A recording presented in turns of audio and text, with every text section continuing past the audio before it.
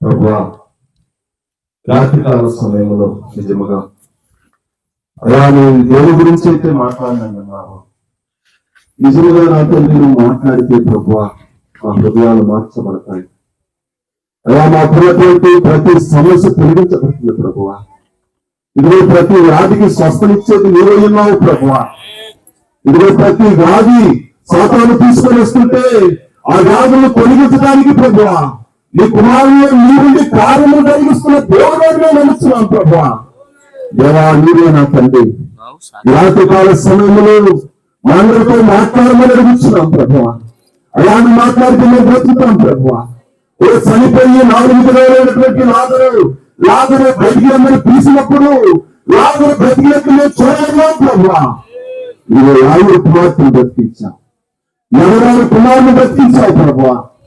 ఎన్నో గొప్ప కార్యము అద్భుత కార్యము చేసిన దేవుడు నీవు ప్రభువా. ఇదిగో నా తండ్రి ఓ ప్రభువా ఆకాశం నుండి భూమికి దిగి వచ్చి గుడివాడిని పంపించే దేవుడు నీవు ప్రభువా. అనేకమైనటువంటి నా తండ్రి ఓ ప్రభువా స్వస్థమిచ్చిన దేవుడు ప్రభువా. అనేకమైన కార్యములు జరిగించిన దేవుడు ప్రభువా. దేవా ఈ రాత్రి కాల సమయంలో నీవే నా తండ్రి నేరుగా మా అందరితో మాట్లాడిన దేవుడు నమ్ముతున్నాం ప్రభువా. హల్లెలూయా. స్తోత్రములు స్తోత్రములు స్తోత్రములు స్తోత్రములు. సరే మంచిది సమయంలో మరి గృహంలో ప్రార్థన కూడిక పెట్టినటువంటి మా సహోదరుడు వివాహు గారు మరి చిన్న సాక్ష్యం చెప్పాలని ఆశ కలిగి ఉన్నాడు. కాబట్టి ఈ సమయంలో మరి సాక్ష్యం చెప్తాడు. కూర్చోమని చెప్పారు మంచిగా చెప్తారు తెలియదు.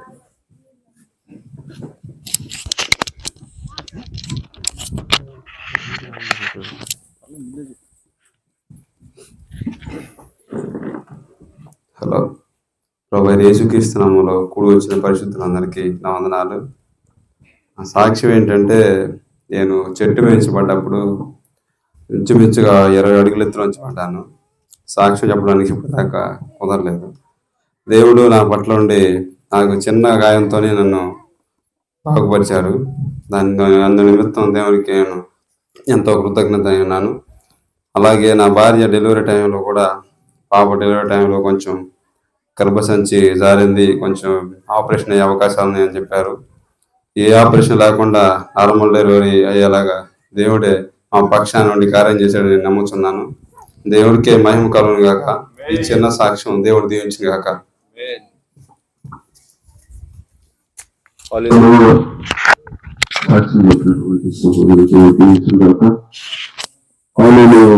స్తోత్రములు స్తోత్రములు స్తోత్రములు స్తోత్రములు స్తోత్రములు స్తోత్రములు.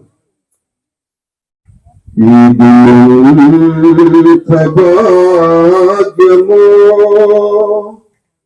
దేవా నేను కలిగి నేను కలిగి హృదయాల మేలే రారాజు నీవై నాలోన నీవుండాలి.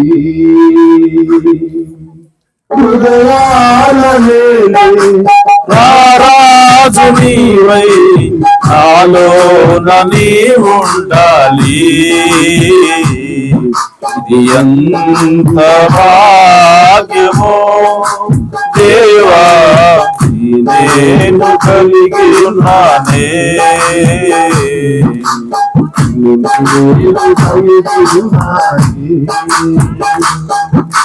మట్టినైన నన్ను మహిమవైన నీవు నాలోనికి చేరినావయా. మట్టినైన నన్ను మహిమవైన నీవు నాలోనికి చేరినావయా. నా దేవమే నీ దేవాలయమై నాలోన నీవుండాలి. నా దేహమే నీ దేవాలయమై నాలో నది ఉండాలి. ఇది ఎంత భాగ్యమో దేవా, నిన్ను నేను కలిగి ఉన్నానే, నిన్ను నేను కలిగి ఉన్నానే.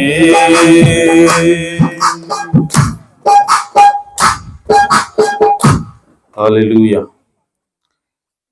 దేవుని నామానికి మహిమ కలుగును గాక. చాలా సంతోషం. అలాగే నిలబడి ఉండగా పరిశుద్ధ గ్రంథం నుంచి వాక్యం చదువుకుందాం. తెస్సలోనికీయులకు రాసిన మొదటి పత్రిక 4వ అధ్యాయము 16వ వచనము 17వ వచనం.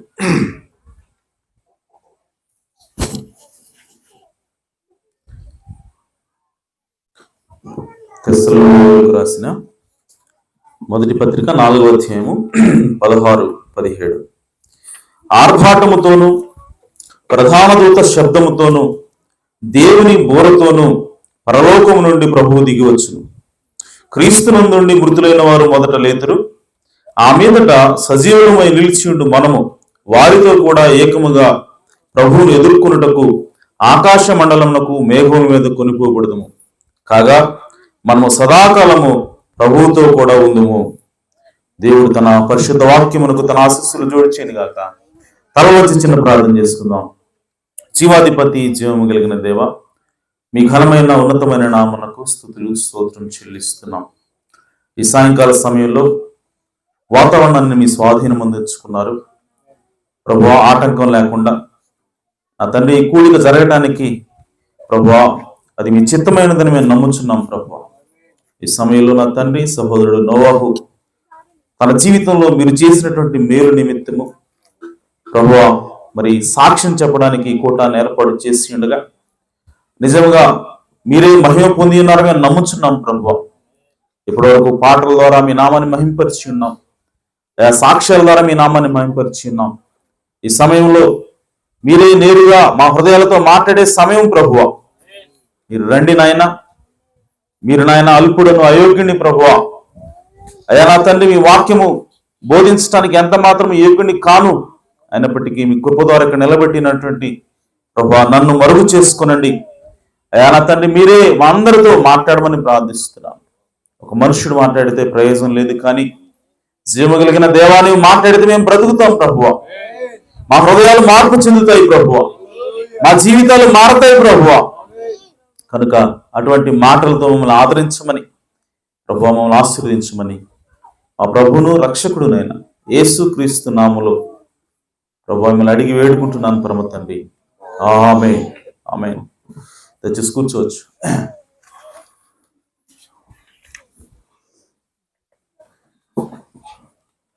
హల్లెలూయా. చాలా సంతోషం. మరి దేవుడు మనకి మరొక అవకాశాన్ని ఇచ్చాడు దేవుని వాక్యం వినడానికి. మరి సహోదరుడు నోహు తన జీవితంలో దేవుడు ఎలాంటి కార్యం చేశాడో దాన్ని నోహు గుర్తించాడు. అందుకోసమే ఈ కూటాన్ని ఏర్పాటు చేశాడు. పిల్లలు దయచేసి కూర్చోవాలి, అటు ఇటు తిరగొద్దు, కూర్చోవాలి. ఎందుకంటే దేవుడు చేసిన మేలు దేవుడు ఎల్లప్పుడూ చేస్తానే ఉంటాడు. మన పట్ల ఆయన ఎప్పుడు కూడా మేలు చేయాలని చూసే దేవుడు, ఆయన ఎల్లప్పుడూ కూడా మేలు చేస్తూనే ఉంటాడు. అయితే సమస్య ఎక్కడ వస్తుందంటే ఆ చేసిన మేలుని నువ్వు గుర్తిస్తున్నావా లేదా అన్న దగ్గర సమస్య వస్తుంది. ఆమేన్. సో కాబట్టి మనం గుర్తించకపోతే అసలు దేవుణ్ణి ఆరాధించలేం. గుర్తించకపోతే మన హృదయం మారదు. దేవుని ప్రేమని మనము అర్థం చేసుకోలేం. దేవుడు నిన్ను ఎంతగా ప్రేమిస్తున్నాడో నువ్వు అర్థం చేసుకోవాలంటే ఆయన నీ పట్ల చేసిన మేలుని గుర్తించవలసి ఉన్నది ఫస్ట్. కాబట్టి అటువంటి గుర్తించే కార్యక్రమాన్ని సహోదరుడు నోహు చేసినందుకు నిజంగా మరి సంతోషిస్తున్నాను. అలాగే గుర్తించినప్పుడు మనం ఏం చేయాలంటే మనకి సహాయం చేసినటువంటి దేవుని వైపు చూడాలి. మనం సహాయం చేసినటువంటి దేవుని వైపు తిరగాల. దేవుడు మనకి ఎందుకు సహాయం చేస్తున్నాడు, మన పట్ల ఎందుకు మేలు చేస్తున్నాడు అనంటే ఆయన మన హృదయంలోకి రావాలనుకుంటున్నాడు, మన జీవితంలోకి రావాలనుకుంటున్నాడు. కేవలం నీకు మేలు చేసేట్టు నుంచి వెళ్ళిపోయాడు కదా ఆయన. ఆమేన్. సో మేలు చేస్తున్నాడు అంటే అర్థం ఏంటంటే ఆయన నీతో మాట్లాడాలనుకుంటున్నాడు, ఆయన నీతో నడవాలనుకుంటున్నాడు, ఆయన నీలో ఉండాలనుకుంటున్నాడు. కాబట్టి మనం మేలు చేశాం కదా, దేవుడు మేలు చేశాడు, ఓకే నేను ఒక కూడిక ఏర్పాటు చేశాను, ఆయన వాక్యాన్ని వినిపించాను, ఇంకంతే నా యొక్క బాధ్యత తీరిపోయింది అని వెళ్ళిపోవటం కాదు. ఓకే, గుర్తించడం అనేది మంచిది, కూడిక పెట్టడం అనేది మంచిది, సాక్ష్యం చెప్పటం ఇంకా మంచిది. అయితే దేవుడు కోరుకునేది ఎంత మాత్రమే కాదు, ఎందుకంటే ఎక్కువ చేయాలి. ఆమేన్. అదేమిటనంటే నీ జీవితాన్ని దేవునికి సమర్పించాలా, నీ హృదయాన్ని దేవునికి అర్పించాలి. అది దేవుడు కోరుకుంటున్నాడు. హల్లెలూయా. ప్రవక్త ఎప్పుడు చెప్తుంటాడు, అదేంటంటే పంది యాపిల్ చెట్టు కింద ఉండి కింద పడే ప్రతి కాయను కూడా తింటా ఉందంట. ఆమేన్. కానీ పంది ఎప్పుడు కూడా అసలు ఈ కాయ ఎక్కడ పడుతుంది, ఎక్కడి నుంచి వస్తుంది, ఎవరిస్తున్నారు నాకు అని చెప్పి ఏ రోజు కూడా పైకి తలెత్తి చూడదంట. దాని జీవితం అలా ఊసిపోద్దంట. కానీ మనిషికి దేవుడు పైనుంచి సహాయాలు అందిస్తూనే ఉంటాడు, మేలు కురిపిస్తూనే ఉంటాడు. దేవుని వాక్యం రాయబడింది, ప్రతి ఉదయమున నా మేలులను నీ కొరకు సిద్ధం చేసి ఉంచుతున్నాను దేవుడు చెప్తున్నాడు. ఇప్పుడు ప్రతి ఉదయమున, ఏదో ఒక ఉదయం కాదు, ప్రతిరోజు నువ్వు బ్రతికిన ప్రతి దినము కూడా, నువ్వు బ్రతికిన ప్రతి సంవత్సరాల్లో కూడా, ఏ సంవత్సరం అయినా సరే ప్రతి సంవత్సరం కూడా ఏ రోజు మేలు ఆ రోజు దేవుడు ఇస్తా ఉన్నాడు. హల్లెలూయా. కాబట్టి మనం ఏం చేయాలి ప్రతిగా అనంటే దేవునికి మహిమ చెల్లించాలి, దేవునికి మన హృదయాన్ని అర్పించాలి, దేవునికి మన జీవితాన్ని అర్పించాలి. అది కోరుకుంటున్నాడు దేవుడు. అంతేగాని సంసోన్లాగా బలాన్ని ఇచ్చి ఊరుకోవటం కాదు, దేవునికి మనం హృదయాన్ని ఇవ్వాల్సి ఉన్నది. హల్లెలూయా.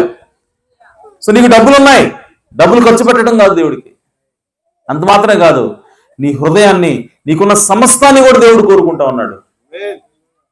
కాబట్టి ప్రియ సహోదరి సహోదరులారా, మరి సహోదరుడు సాక్ష్యం చెప్పాడు. మరి నిజంగా అంత ఎత్తు నుంచి కింద పడినప్పుడు మరి నిజానికి నడువు విరగటం, మరి ఇంకేదో అవటం, చాలా పెద్ద దెబ్బ తగలాలి, తలకు తగలాలి. కానీ దేవుడే ఆ సమయంలో సహోదరుని కాపాడాడు. ఆ సమయంలో అనుకున్నాం, నిజంగా అంత ఎత్తు నుంచి కింద పడినప్పుడు మరి నిజంగా చాలా పెద్ద దెబ్బ తగలాల్సింది, కానీ దేవుడు దాన్ని తప్పించాడని చెప్పి మేము అనుకున్నాం. కాబట్టి ప్రియ సహోదరి సహోదరులారా, అలాంటి మేలు మన జీవితంలో దేవుడు చాలా చేస్తూ ఉంటాడు. అయితే దానికి ప్రతిగా దేవుడు ఏం కోరుకుంటున్నాడంటే మన హృదయాన్ని కోరుకుంటా ఉన్నాడు. మన హృదయాన్ని దేవునికి అర్పించాలి. సరే, మంచిది. మరి అలాగే ఈరోజు సహోదరుడు నోహ యొక్క కుమారుడు విలియం కేరీ, మంచి పేరు అది. సో నాకు ఎప్పుడు కూడా ఆ పేరు అంటే ఇష్టం. విలియం కేరీ మరి 2వ పుట్టినరోజు కూడా ఈరోజు ఉన్నది. మరి దేవుడు ఆ కుమారుడికి, ఆ చిన్న బిడ్డకి 2 సంవత్సరాలు పూర్తి చేశాడు. 2 సంవత్సరాలు దయా కిరీటాన్ని దేవుడు దయచేశాడు. అందుని బట్టి దేవుని నామానికి మహిమ కలుగును గాక. హల్లెలూయా. కాబట్టి దాని సందర్భంగా కూడా మరి ఈ కోట ఏర్పాటు చేయబడిందని చెప్పి సహోదరుడు చెప్పాడు. ఆ చిన్న బిడ్డని దేవుడు దీవించును గాక. ఆమేన్. సరే, మంచిది. ఈ రాత్రికాల సమయంలో మరి సమయం 9 అయింది. మరి ఒక అరగంట చెప్దాం అనుకుంటున్నాను వాక్యము, ఎందుకంటే ఇంకా ఎక్కువ చెప్తే మరి మీరు నిద్రపోతారు, ఆకలేస్తూ ఉంటది. కాబట్టి ఎక్కువ సమయం తీసుకోను, వాక్యంలోకి వెళదాం నేరుగా. ఈరోజు చదువుకున్న వాక్య భాగం నుంచి చిన్న వర్తమానాన్ని నేను తెలియజేయాలనుకుంటున్నాను. ఇప్పుడు ఏం చదువుకున్నాం అంటే, మనం ఆర్భాటంతోనూ ప్రధాన దూత శబ్దంతోనూ దేవుని బోరతోనూ పరలోకం నుండి ప్రభువు దిగి వచ్చును, క్రీస్తు నుండి మృతులైన వారు మొదట లేతురు, ఆ మీదట సజీవమైన నిలిచిండు మనము వారితో కూడా ఏకముగా ప్రభువును ఎదుర్కొంటకు ఆకాశ మండలంలో మేఘం మీద కొనిపోబడును. ఈ వాక్యాన్ని సాధారణంగా ఎప్పుడు చదువుతారంటే సమాధి దగ్గర చదువుతారు. ఆమేన్. ఇదేంటండి కృతజ్ఞత కూడికలో ఈయన లేఖనం తీసుకున్నావు ఏంటి అని చెప్పి మీరు అడగొచ్చు. అయితే ప్రియ సోదరి సోదరులారా, నిజానికి ఈ లేఖనం అనేది సమాధి కార్యక్రమానికి ఉపయోగించే లేఖనం కాదు, సమాధి నుంచి లేపే లేఖనం ఇది. హల్లెలూయా. సమాధిలో నిద్రిస్తున్న వారిని, అలాగే సజీవంగా ఉన్న వారిని అమాంతం లేపి మధ్యాకాశంలో తీసిపోయే లేఖనం ఇది. సమాధి దగ్గర చదివే లేఖనం కాదు ఇది. పెట్టడానికి సమాధిలో పెట్టడానికి ఉపయోగించే లేఖనం కాదు, సమాధిలోనే లేపే లేఖనం ఇది. హల్లెలూయా. అంత మాత్రమే కాదు, ఈ లేఖనం దేనికి సంబంధించింది అని అంటే దేవుని రాకడకి సంబంధించింది. ఆమేన్. కాబట్టి ఈరోజు నేను దేని గురించి మాట్లాడాలనుకుంటున్నానంటే యేసుక్రీస్తు యొక్క రెండవ రాకడ గురించి మాట్లాడాలనుకుంటున్నాను. నా అంశం ఏంటి? యేసుక్రీస్తు యొక్క రెండవ రాకడ. ఆమేన్. మీకు ఈ వాక్యాన్ని నేను చదివినప్పుడు మీకు ఏం కనబడతా ఉంది అని చెప్పానంటే, ప్రభువుని ఇదిగో ఆర్భాటంతోనూ ప్రధాన దూత శబ్దంతోనూ దేవుని బోరుతోనూ పరలోకం నుండి ప్రభువు దిగి వచ్చును. అంటే దేవుడు ప్రభు యేసుక్రీస్తు వస్తున్నాడంట, దిగి వస్తున్నాడు. అంటే ఏంటది? ఆయన రాకడైనది. ఆమేన్. అయితే మనకి సాధారణంగా వినపడేది ఏంటి అని అంటే, దేవుడు ఎన్నిసార్లు రాబోతున్నాడు ఈ భూమి మీదకి అని అడిగితే ఎవరైనా ఏం చెప్తారంటే 2 సార్లు రాబోతున్నాడు అంటారు. మొదటిసారి ఆయన ఆల్రెడీ వచ్చాడు, వెళ్ళిపోయాడు, మనకందరికీ తెలుసు. ఆమేన్. సో ఆయన వచ్చి తన రక్తం కార్చి ప్రాణం అర్పించి 3వ దినాన తిరిగి లేచి ఆయన ఆరోహణమై వెళ్ళిపోయాడు. వెళ్ళిపోయిన తర్వాత ఇప్పుడు మనందరం దేనికోసం ఎదురు వస్తున్నాం అని చెప్పి అడిగితే మీరేమంటారంటే యేసుక్రీస్తు యొక్క రెండవ రాకడ కోసం ఎదురు వస్తున్నాం అంటారు. ఆమేన్. అయితే ప్రియ సోదరి సోదరులారా, మరి రెండవ రాకడలో ఏమవుతుంది అని చెప్పి అడిగామనుకోండి, వాళ్ళు ఏమంటారంటే రెండవ రాకడలో దేవుడు ఉగ్రతను తీసుకుని వస్తాడు, రెండవ రాకడలో దేవుడు అగ్ని కురిపిస్తాడు, రెండవ రాకడలో దుష్టులందరినీ నాశనం చేస్తాడు అని చెప్పి చెప్తారు. అంటే మనం దేనికోసం ఎదురు చూస్తున్నాం అంటే ఈ లోకం యొక్క నాశనం కోసం ఎదురు చూస్తున్నాం. దాన్నే రెండవ రాకడ అని చెప్పి మనం అంటున్నాం. నిజానికి అయితే తప్పండి. ఇదేంట్రా ఇది ఏం చెప్పినా తప్పు అంటున్నాడని చెప్పి అనుకోవద్దు. ఓకే, లేఖనం చూపిస్తాను మీకు. ఓకే, ఇప్పుడు మొదటి రాకడ గురించి మనకి ఎవరికి కూడా డౌట్ లేదు. యేసుక్రీస్తు మొదటిసారి వచ్చాడు, వెళ్ళిపోయాడు, అది మొదటి రాకడ. ఆయన పుట్టాడు ఈ భూమి మీద, సో తర్వాత చనిపోయాడు, ఆరోహణ వెళ్ళిపోయాడు, అది మొదటి రాకడ. సో అందులో ఎలాంటి డౌట్ లేదు. ఇప్పుడు నేనంటాను 2 రాకళ్ళు కాదు, యేసు ప్రభువు ఉంది, 3 రాకళ్ళు ఉన్నాయి. హల్లెలూయా. సో 3 రాకల్లో ఇప్పుడు మనం చదువుకున్నాం చూసే లేఖనం, ఆయన వస్తాడు అని. ఇది రెండవ రాకడై ఉన్నది. హల్లెలూయా. ఇక్కడ కనపడుతుంది కదా, ఆయన ప్రభువు దిగి వచ్చును అని ఉంది కదా, అంటే అది రాకడే కదా. అయితే ఇప్పుడు ఇది రెండవ రాకడ, 3వ రాకడ. మీ దృష్టిలో చాలా మంది అంటే ఇది రెండవ రాకడ. ఆమేన్. మరి నాశనం ఏది ఎప్పుడు? నిజానికి రాకడ అంటే మీరేమంటారంటే నాశనం అవుతుంది, కాలిపోద్ది, ఆమేన్, శ్రమలు వస్తాయి అంటున్నారు కదా. అంటే యేసుక్రీస్తు వచ్చినప్పుడు కాలిపోవాలి. కానీ ఇక్కడ అలాంటి సూచనలు ఏమైనా ఉన్నాయా? ఇక్కడ ఏముంది? ప్రభు దిగి వచ్చును, క్రీస్తు నుండి మృతులైన వారు మొదట లేస్తారు, ఆ తర్వాత సజీలము నిలిచిండు మనము వారితో కూడా ఏకంగా ప్రభువును ఎదుర్కొందుము. అంటే ఈ లేఖనము దేన్ని సూచిస్తా ఉందంటే ప్రభువు వస్తాడు అనగా రాకను సూచిస్తా ఉంది. అలాగే ఆ రాకడప్పుడు ఏం జరుగుతుందంటే ఎత్తబాటు జరుగుతుంది, చనిపోయిన వాళ్ళు తిరిగి లేస్తారు. అలాగే సజీవులుగా ఉన్న వాళ్ళు రెప్పపాట్లో వాళ్ళ శరీరాలు మార్పు చెంది వాళ్ళు ఎత్తబడి ఎక్కడికి వెళ్తారు? మధ్యాకాశానికి వెళ్తారు. అంటే యేసు ప్రభు ఈ రాకలు ఎక్కడికి వస్తున్నాడు? భూమి మీదకి రావట్లేదు. హల్లెలూయా.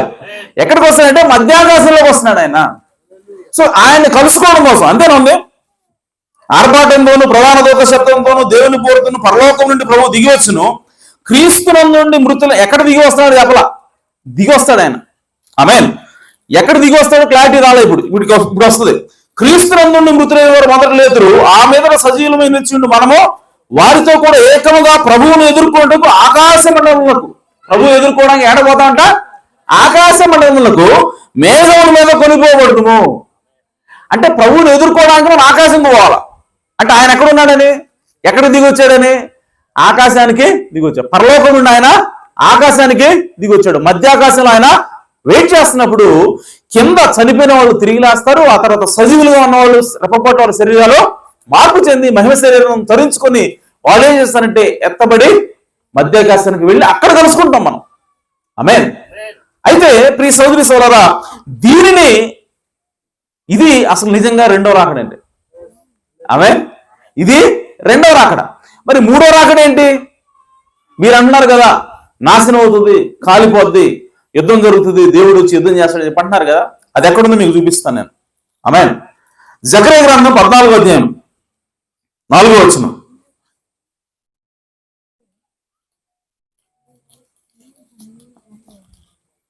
జకర్యా గ్రంథం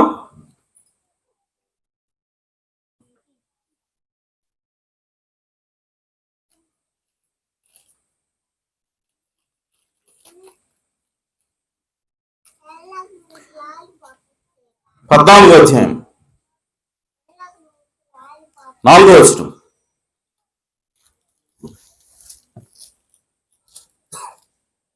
మొదటి వచనం ఒకసారి చదువుదాం. జకర్యా గ్రంథము 14వ వచనం, 14వ అధ్యాయం మొదటి వచనం. ఇదిగో యెహోవా దినము వచ్చుచున్నది. ఎవరి దినం అది? యెహోవా దినము వచ్చుచున్నది. ఇంకో మాట చెప్పాలంటే ప్రభువు దినము వచ్చుచున్నది. ఆమేన్. యెహోవా అంటే ఇంగ్లీష్ ఏం రాస్తారు? ప్రభువు అని రాస్తారు. ఆమేన్.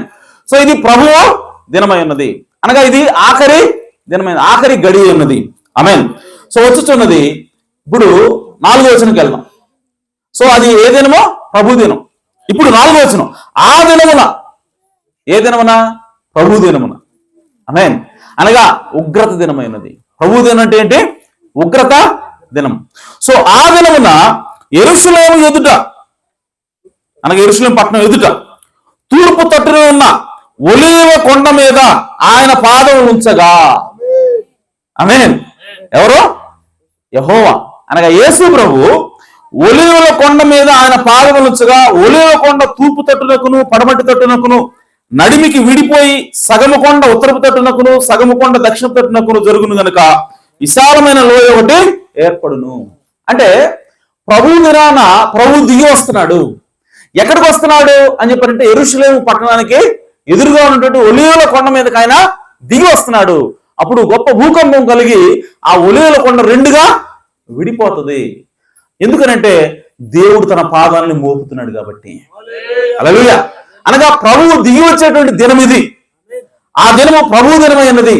ఆ దినం ఉగ్రత దినం అనే రాయబడతా ఉంది. ఇంకా మనకి మలాకి 4లో చూస్తే అక్కడ కూడా ఉగ్రత దినం రాబోతా ఉన్నది, ప్రభు దినము రాబోతా ఉన్నది, కొయ్య కాలువలో కాలేటువంటి దినం ఒకటి రాబోతా ఉన్నదని చెప్పి అక్కడ డిస్క్రిప్షన్ ఉంటుంది మనకి. ఆమేన్. అంటే ప్రభు దినం ఒకటి ఉన్నది. ఆ ప్రభు దినాన్ని కూడా యేసు ప్రభు భూమి మీదకి వస్తాడు. ఆమేన్. అయితే ఇప్పుడు 3 రాకడలు మనకి కనపడుతున్నాయి. ఈ ప్రభు దినాన్ని వచ్చే రాకడ మనకి 3వ రాకడ. నిజానికి మనలందరూ ఎదురు చూస్తున్నటువంటి రాకడ ఏదో తెలుసా? ఈ రాకడ కోసమే. ఒలీవల కొండ మీదకి వచ్చి ఇశ్రాయేలు ప్రజల తరపున యెహోవా యుద్ధం చేసేటువంటి ఆ సమయం కోసము మనందరూ ఎదురు చూస్తున్నాం చెప్తున్నాం.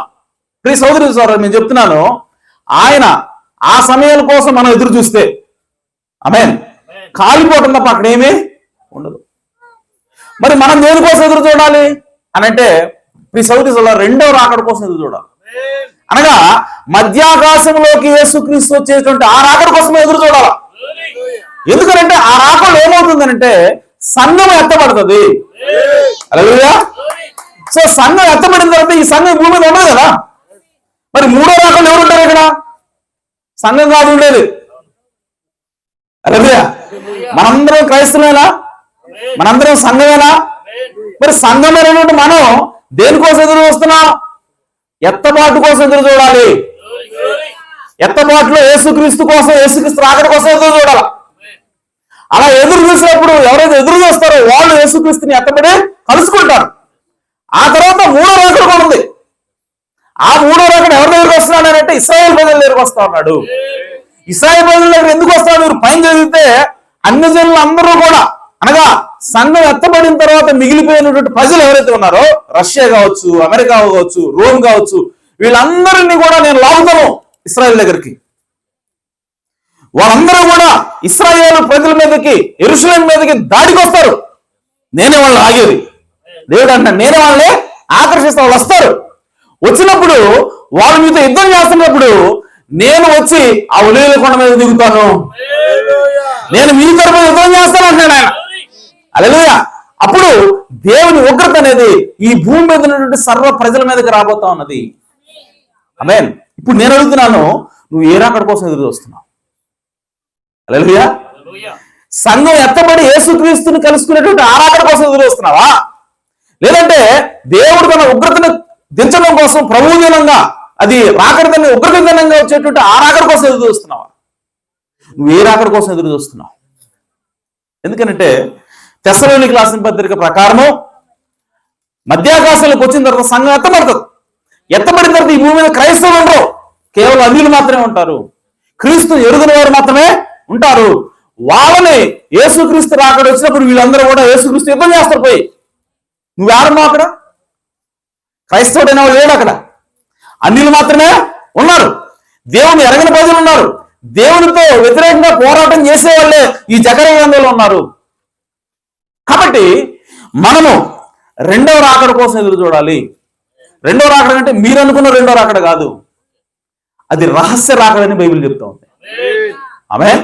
అదేమిటి? రహస్య రాకడ. ఆయన మధ్యాకాశంలోకి వచ్చేది కేవలం ఎవరికి కనపడుతుంది అంటే వధువుకు మాత్రమే కనపడుతుంది, కేవలం సంఘానికి మాత్రమే కనపడుతుంది, కేవలం ఎత్తబడే వారికి మాత్రమే కనపడుతుంది. ఆమేన్. కానీ మూడో రాకడ ఏదైతుందో ఒలీవల కొండ మీదకి వచ్చేది, ఆయన ప్రజలందరూ కూడా చూస్తారు, అన్యులందరూ కూడా ఆయనతో యుద్ధం చేస్తారు పోయి. కాబట్టి ఆయన అప్పుడు అందరూ చూస్తారు.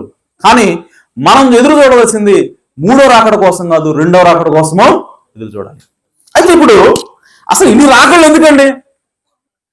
ఆమేన్. ఇప్పుడు రెండో రాకడ అంటున్నారు, మూడో రాకడ అంటున్నారు. అసలు ఈ రాకడ ఎందుకో తెలియకపోతే నువ్వు దేనికోసం ఎదురు చూస్తావు?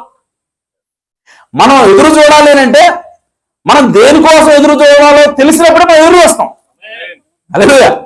అంతేనా? ఇప్పుడు యేసుక్రీస్తు కోసం మనం అందరం ఎదురు చూస్తున్నాం. Very good. అయితే ఆయన ఎలా వస్తాడు, ఎక్కడికి వస్తాడు, ఎందుకు వస్తాడు తెలియకపోతే మనం సిద్ధపడగలమా? ఆమేన్.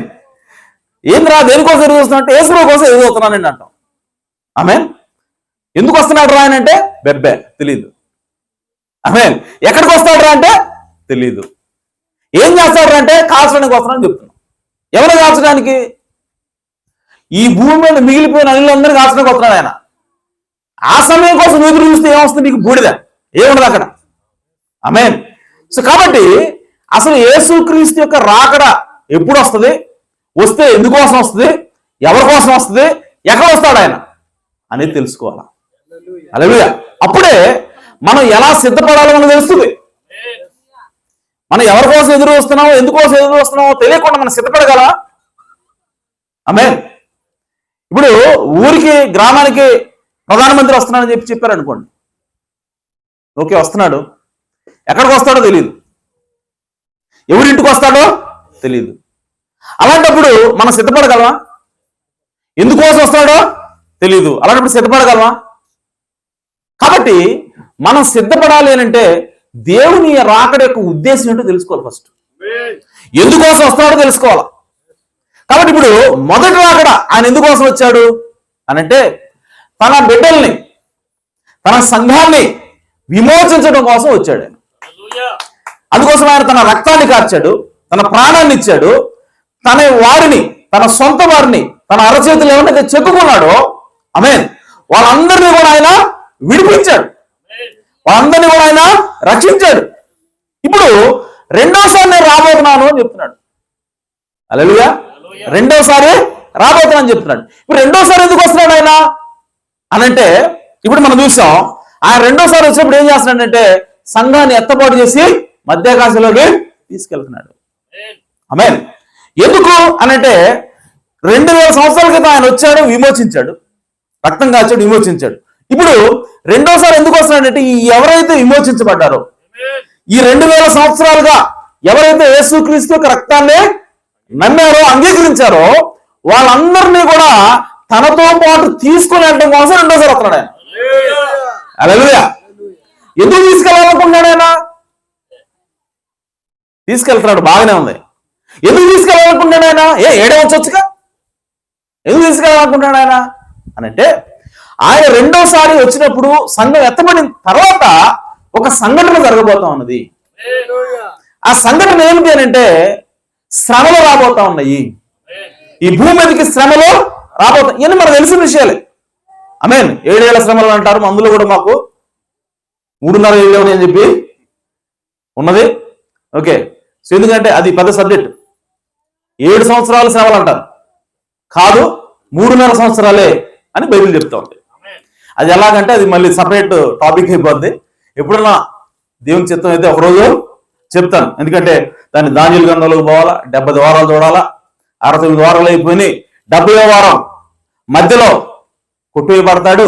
ఆ తర్వాత ఇంకా అర్ధవారం మిగులుద్ది అని రాయబడింది. ఇవన్నీ లెక్కలు తీస్తే మనకి అప్పుడు మనకు అర్థమవుతుంది మనకి ఎన్ని సంవత్సరాల శ్రమలు ఉన్నాయని.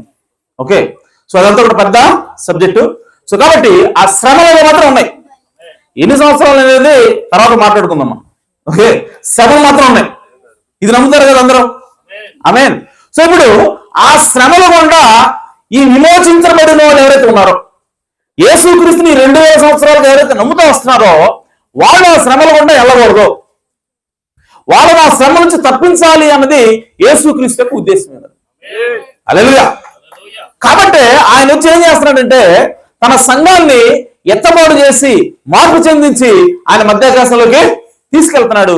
ఆ మధ్యాకాశంలో 3.5 సంవత్సరాలు విందు జరుగుతుంది. ఆమేన్. అందుకోసం యేసుప్రభువు అన్నాడు, నేను మరలా ఆ మధ్యాకాశంలో నేను మిమ్మల్ని కలుసుకునేంత వరకు, ఆమేన్, నేను ద్రాక్షారసం ముట్టనని చెప్పాడు ఆయన. ఆమేన్. ఆయన పోతూ ఏమన్నాడు, మరలా నేను మీతో కలిసి ఈ ద్రాక్షారసం కొత్తగా తాగేంత వరకు నేను దాన్ని ముట్టను అని చెప్పన్నాడు ఆయన. అంటే ఆ 3.5 సంవత్సరాలు ఆ ఎత్తబడిన తర్వాత ఏం జరుగుతుందంటే అక్కడ విందు జరుగుతూ ఉన్నది. ఆ విందులో యేసుక్రీస్తు అన్నాడు కదా, నేను కొత్తగా మీరు అప్పుడు తాగుతాను, ఆ విందులో తాగుతాను అంటున్నాడు కదా, ఆ విందు అప్పుడు జరుగుతుంది. హల్లెలూయా. యేసుక్రీస్తు పోతూ చెప్పాడు కదా, నేను మరలా కొత్తగా ఆ రాజ్యంలో తాగేంత వరకు నేను ఇక ద్రాక్షరసం పుట్టని చెప్పాడు కదా, ఆ రాజ్యంలో అక్కడ మధ్యాకాశం ఆయన మనతో పాటు ద్రాక్షరసం తాగుతున్నాం. ప్రభుత్వ మనం తీసుకుంటాం. హల్లెలూయా.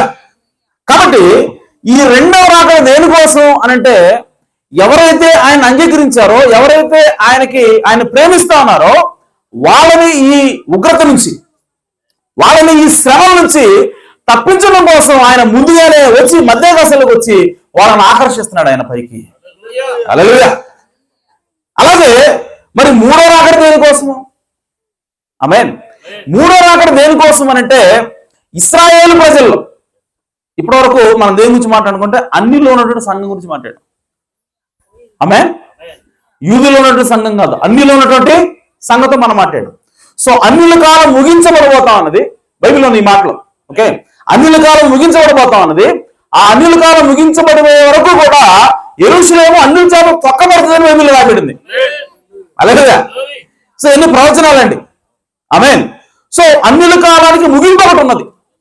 దేవుని వాక్యం ప్రకారంగా అన్యుల కాలము ముగింపు ఒకటి ఉన్నది. ఆ అన్యుల కాలం ముగింపు తర్వాత యేసుక్రీస్తుకి అన్యులతో వ్యవహరించడం, అనగా క్రైస్తవులైనటువంటి మనతోటి వ్యవహరించడు. కానీ మరి ఎవరి దగ్గరికి వెళ్తాడంటే మరలా యూదుల దగ్గరికి వెళ్తాడు ఆయన. ఆమేన్. యూదుల దగ్గరికి వెళ్ళినప్పుడు ఆ వచ్చే రాకడే మూడో రాకడే ఉన్నది.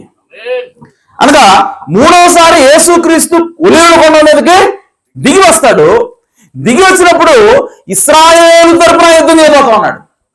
అంటే మూడోసారి ఎందుకోసం వస్తున్నాడంటే, ఇశ్రాయేలు ప్రజల కోసం, ఇశ్రాయేలు ప్రజల యొక్క రక్షణ కోసం ఆయన వస్తా ఉన్నాడు. అప్పుడు ఆ సమయంలో 1,44,000 మంది రక్షించబడతారు. ఇవన్నీ కూడా ప్రవచనాలు, ఇవన్నీ కనెక్ట్ చేసుకుంటూ వెళ్ళాలి. ఓకే, ఇది నిజానికి బైబిల్ స్టడీ లాగా ఉంటుంది. అది అలా చెప్తే మీకు బోర్ కొడుతుంది. అలాగా ఇది సమయం కూడా కాదు. అందుకోసం నేను లేఖనాలు ఇచ్చుకుంటూ వెళ్తాను, కనెక్ట్ చేసుకుంటూ వెళ్తున్నాను. ఆ తర్వాత మీరు ఇంటికి వెళ్ళి దాన్ని స్టడీ చేయండి. ఓకే, సో ఇప్పుడు యేసుక్రీస్తు ఇశ్రాయేలు ప్రజల్లో ఉన్నటువంటి 12 గోత్రాల నుంచి 12,000 మంది మొత్తం 1,44,000 మందిని రక్షించి తీసుకెళ్ళడం కోసము, వాళ్ళతో యుద్ధం చేయడం కోసము యేసుక్రీస్తు మూడోసారి రాబోతా ఉన్నాడు. అప్పుడు ఏం చేస్తాడంటే, ఇశ్రాయేలు తరపున అనగా యూదుల తరపున యుద్ధం చేసి అన్యులను నాశనం చేస్తాడు ఆయన. అది మూడో రాకడ. ఆమేన్. ఆ రాకడ కోసం ఎదురు చూసాం అనుకో, దానివల్ల ప్రయోజనం లేదు. ఎందుకంటే అక్కడ అసలు సంఘమే లేదు, అక్కడ అసలు క్రైస్తవులే లేరు. అలాంటప్పుడు నువ్వు ఆ రాకడ కోసం ఎదురు చూస్తున్నావు, ఆ ఉగ్రత దినం కోసం ఎదురు చూస్తున్నావు, ఆ ప్రభు దినం కోసం ఎదురు చూడద్దు. నీవు నేను ఈ రోజు ఎదురు చూడవలసింది ఏ రాకడ కోసం అని అంటే మధ్యాకాశంలోకి యేసుక్రీస్తు వచ్చే రాకడ కోసం ఎదురు చూడాలి. హల్లెలూయా. కాబట్టి ప్రియ సోదరి సోదరా, ఇప్పుడు చూడండి, యేసు ప్రభు ఈ భూమి మీద ఉన్నప్పుడే, ఎందుకు చెప్తున్నానంటే దేవుని వాక్యం ఎంత ఖచ్చితంగా నెరవేరుతుందో మీరు చూడాలి. దేవుని మాట ఎంత నిజమైందో దాన్ని మీరు అర్థం చేసుకోవాలి. అందుకోసం నేను లేఖలను చూపిస్తున్నాను. అదేంటంటే యేసు ప్రభు ఈ భూమి మీద ఉన్నప్పుడు తన శిష్యులు ఆయన్ని కొన్ని ప్రశ్నలు అడిగారు. ఏంటి ఆ ప్రశ్నలు అని చెప్పానంటే, యేసుక్రీస్తు ఒకసారి యెరూషలేము మందిరానికి వెళ్ళాడు. ఆ దేవాలయాన్ని శిష్యులు అందరూ కూడా చూపిస్తున్నారు. అయ్యా, ఈ రాళ్ళు ఎలా ఉన్నాయి చూడు, ఈ గోడ ఎలా ఉందో చూడు, ఇది ఎంత చక్కగా కట్టారో చూడండి అని చెప్పి యేసుక్రీస్తుకు చూపిస్తా ఉంటే యేసుప్రభు అన్నాడు, ఈ గోడ ఎంత కట్టారు, ఎంత బాగా కట్టారు, ఈ ఆలయం ఎంత అందంగా ఉంది అని మీరు చూపిస్తున్నారే, ఈ ఆలయము, ఈ గోడ వంటి రాళ్ళు ఒకదాని మీద ఒకటి లేకుండా పడగొట్టబడబోయేటువంటి రోజు ఒకటి రాబోతా ఉన్నది అని చెప్పాడు ఆయన. హల్లెలూయా. అనగానే వాళ్ళకి షాక్ అయిపోయారు. ఇదేందండి, ఈ మందిరం పడిపోబోతుందా? ఇది 42 సంవత్సరాలు మా పితరులు కష్టపడి కట్టారు. సొలొమోను కట్టాడు, దాన్ని ఒక నాశనం చేస్తే మరలా ఇర్మియా వీళ్ళందరూ కూడా కలిసి కట్టారు. కట్టినటువంటి ఈ మందిరాన్ని మరలా కూలిపోతుంది, మరలా ఇది పడగొట్టబడుతుందా అని చెప్పి అడిగితే అప్పుడు యేసు అన్నాడు ఎస్ అన్నాడు ఆయన. అప్పుడు వాళ్ళు షాక్ అయ్యి, అయ్యా, అప్పుడు అడుగుతున్నారు క్వశ్చన్. 24వ అధ్యాయం ఒకసారి తీయండి, మత్తయి సువార్త 24వ అధ్యాయం.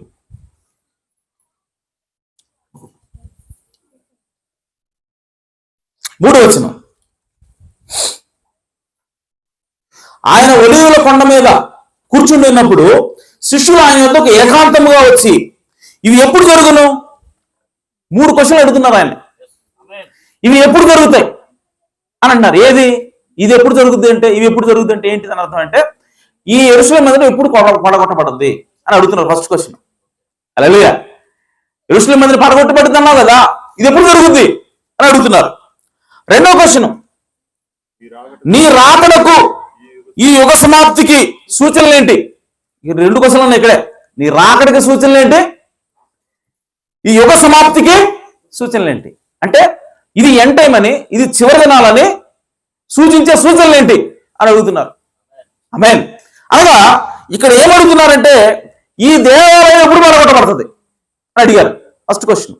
రెండవది, నువ్వు మరలా ఎప్పుడు వస్తావు అంటే, యేసుక్రీస్తు ఇంకోసారి రాబోతున్నాను, నేను వస్తానని చెప్పి ఒక చెప్పాడు ఆల్రెడీ. హల్లెలూయా. కాబట్టి వాళ్ళు ఏమడుగుతున్నారంటే, నువ్వు వస్తానని చెప్పావు కదా, నువ్వు వచ్చేటప్పుడు ముందుగా సూచనలు ఏంటి, నీ రాకడ జరుగుతుందని, రాకడ వస్తుంది అనడానికి సూచనలు ఏంటి అని వాళ్ళు అడుగుతున్నారు. మూడవది, అంతం ఎప్పుడు వస్తుంది? హల్లెలూయా. అంటే అంతానికి ముందే యేసుప్రభు రావాలి, అదే దాని అర్థం. ఆమేన్. ఫస్ట్ దేవాలయము అడగొట్టబడాలి, రెండవది యేసుక్రీస్తు రావాలి, మూడవది అంతం రావాలి. ఆమేన్. అంటే నీ రాకడ ఎప్పుడు వస్తుంది అంటే అది రెండవ రాకడ. ఈ అంతం ఎప్పుడు వస్తుంది అంటే ఉగ్రత దినమైనది అది. హల్లెలూయా. ఉగ్రత దినాల అంతం వస్తుంది, ఉగ్రత దినాల నాశనం వస్తుంది. అనగా మూడో రాకడ కూడా ఎప్పుడైనా అడుగుతున్నాడు వాడు. హల్లెలూయా. కాబట్టి యేసుక్రీస్తు వాటన్నిటికీ కూడా సమాధానం చెప్పడం మొదలు పెట్టాడు. ఈ 3 క్వశ్చన్స్ ఆయన సమాధానం చెప్తున్నాడు. ఆయన ఏమంటాడంటే, యేసు వారితో ఇట్లా, నేను ఎవడను మిమ్మల్ని మోసపరచకుండా చూసుకొనడి, అనేకులు నా పేరిట వచ్చి నేనే క్రీస్తునని చెప్పి పలువురిని మోసపరిచెదరు. అనగా అంత్యక్రీస్తు వస్తాడని చెప్తున్నాడు. నా రాకడికి ముందు ఎవరు రావాలి? అంత్యక్రీస్తు రావాలి. మరియు మీరు యుద్ధములను గురించి, యుద్ధ సమాచారముల గురించి వినబోదురు. మీరు కలవరపడకుండా చూచుకుని, ఇవి జరగవలసిన అంతం వెంటనే రాదు. అంతం గురించి మాట్లాడుతున్నాడు ఆయన. అంతం రావడానికి ముందు యుద్ధాలు, భూకంపాలు ఇవన్నీ కూడా జరుగుతాయి. కానీ దానికంటే అవి జరిగిన తర్వాత వెంటనే రాదు అంతం అని చెప్తున్నాడు. జరగవలసి ఉన్నది. ఆ తర్వాత కరువులు ఇవన్నీ ఉన్నాయి.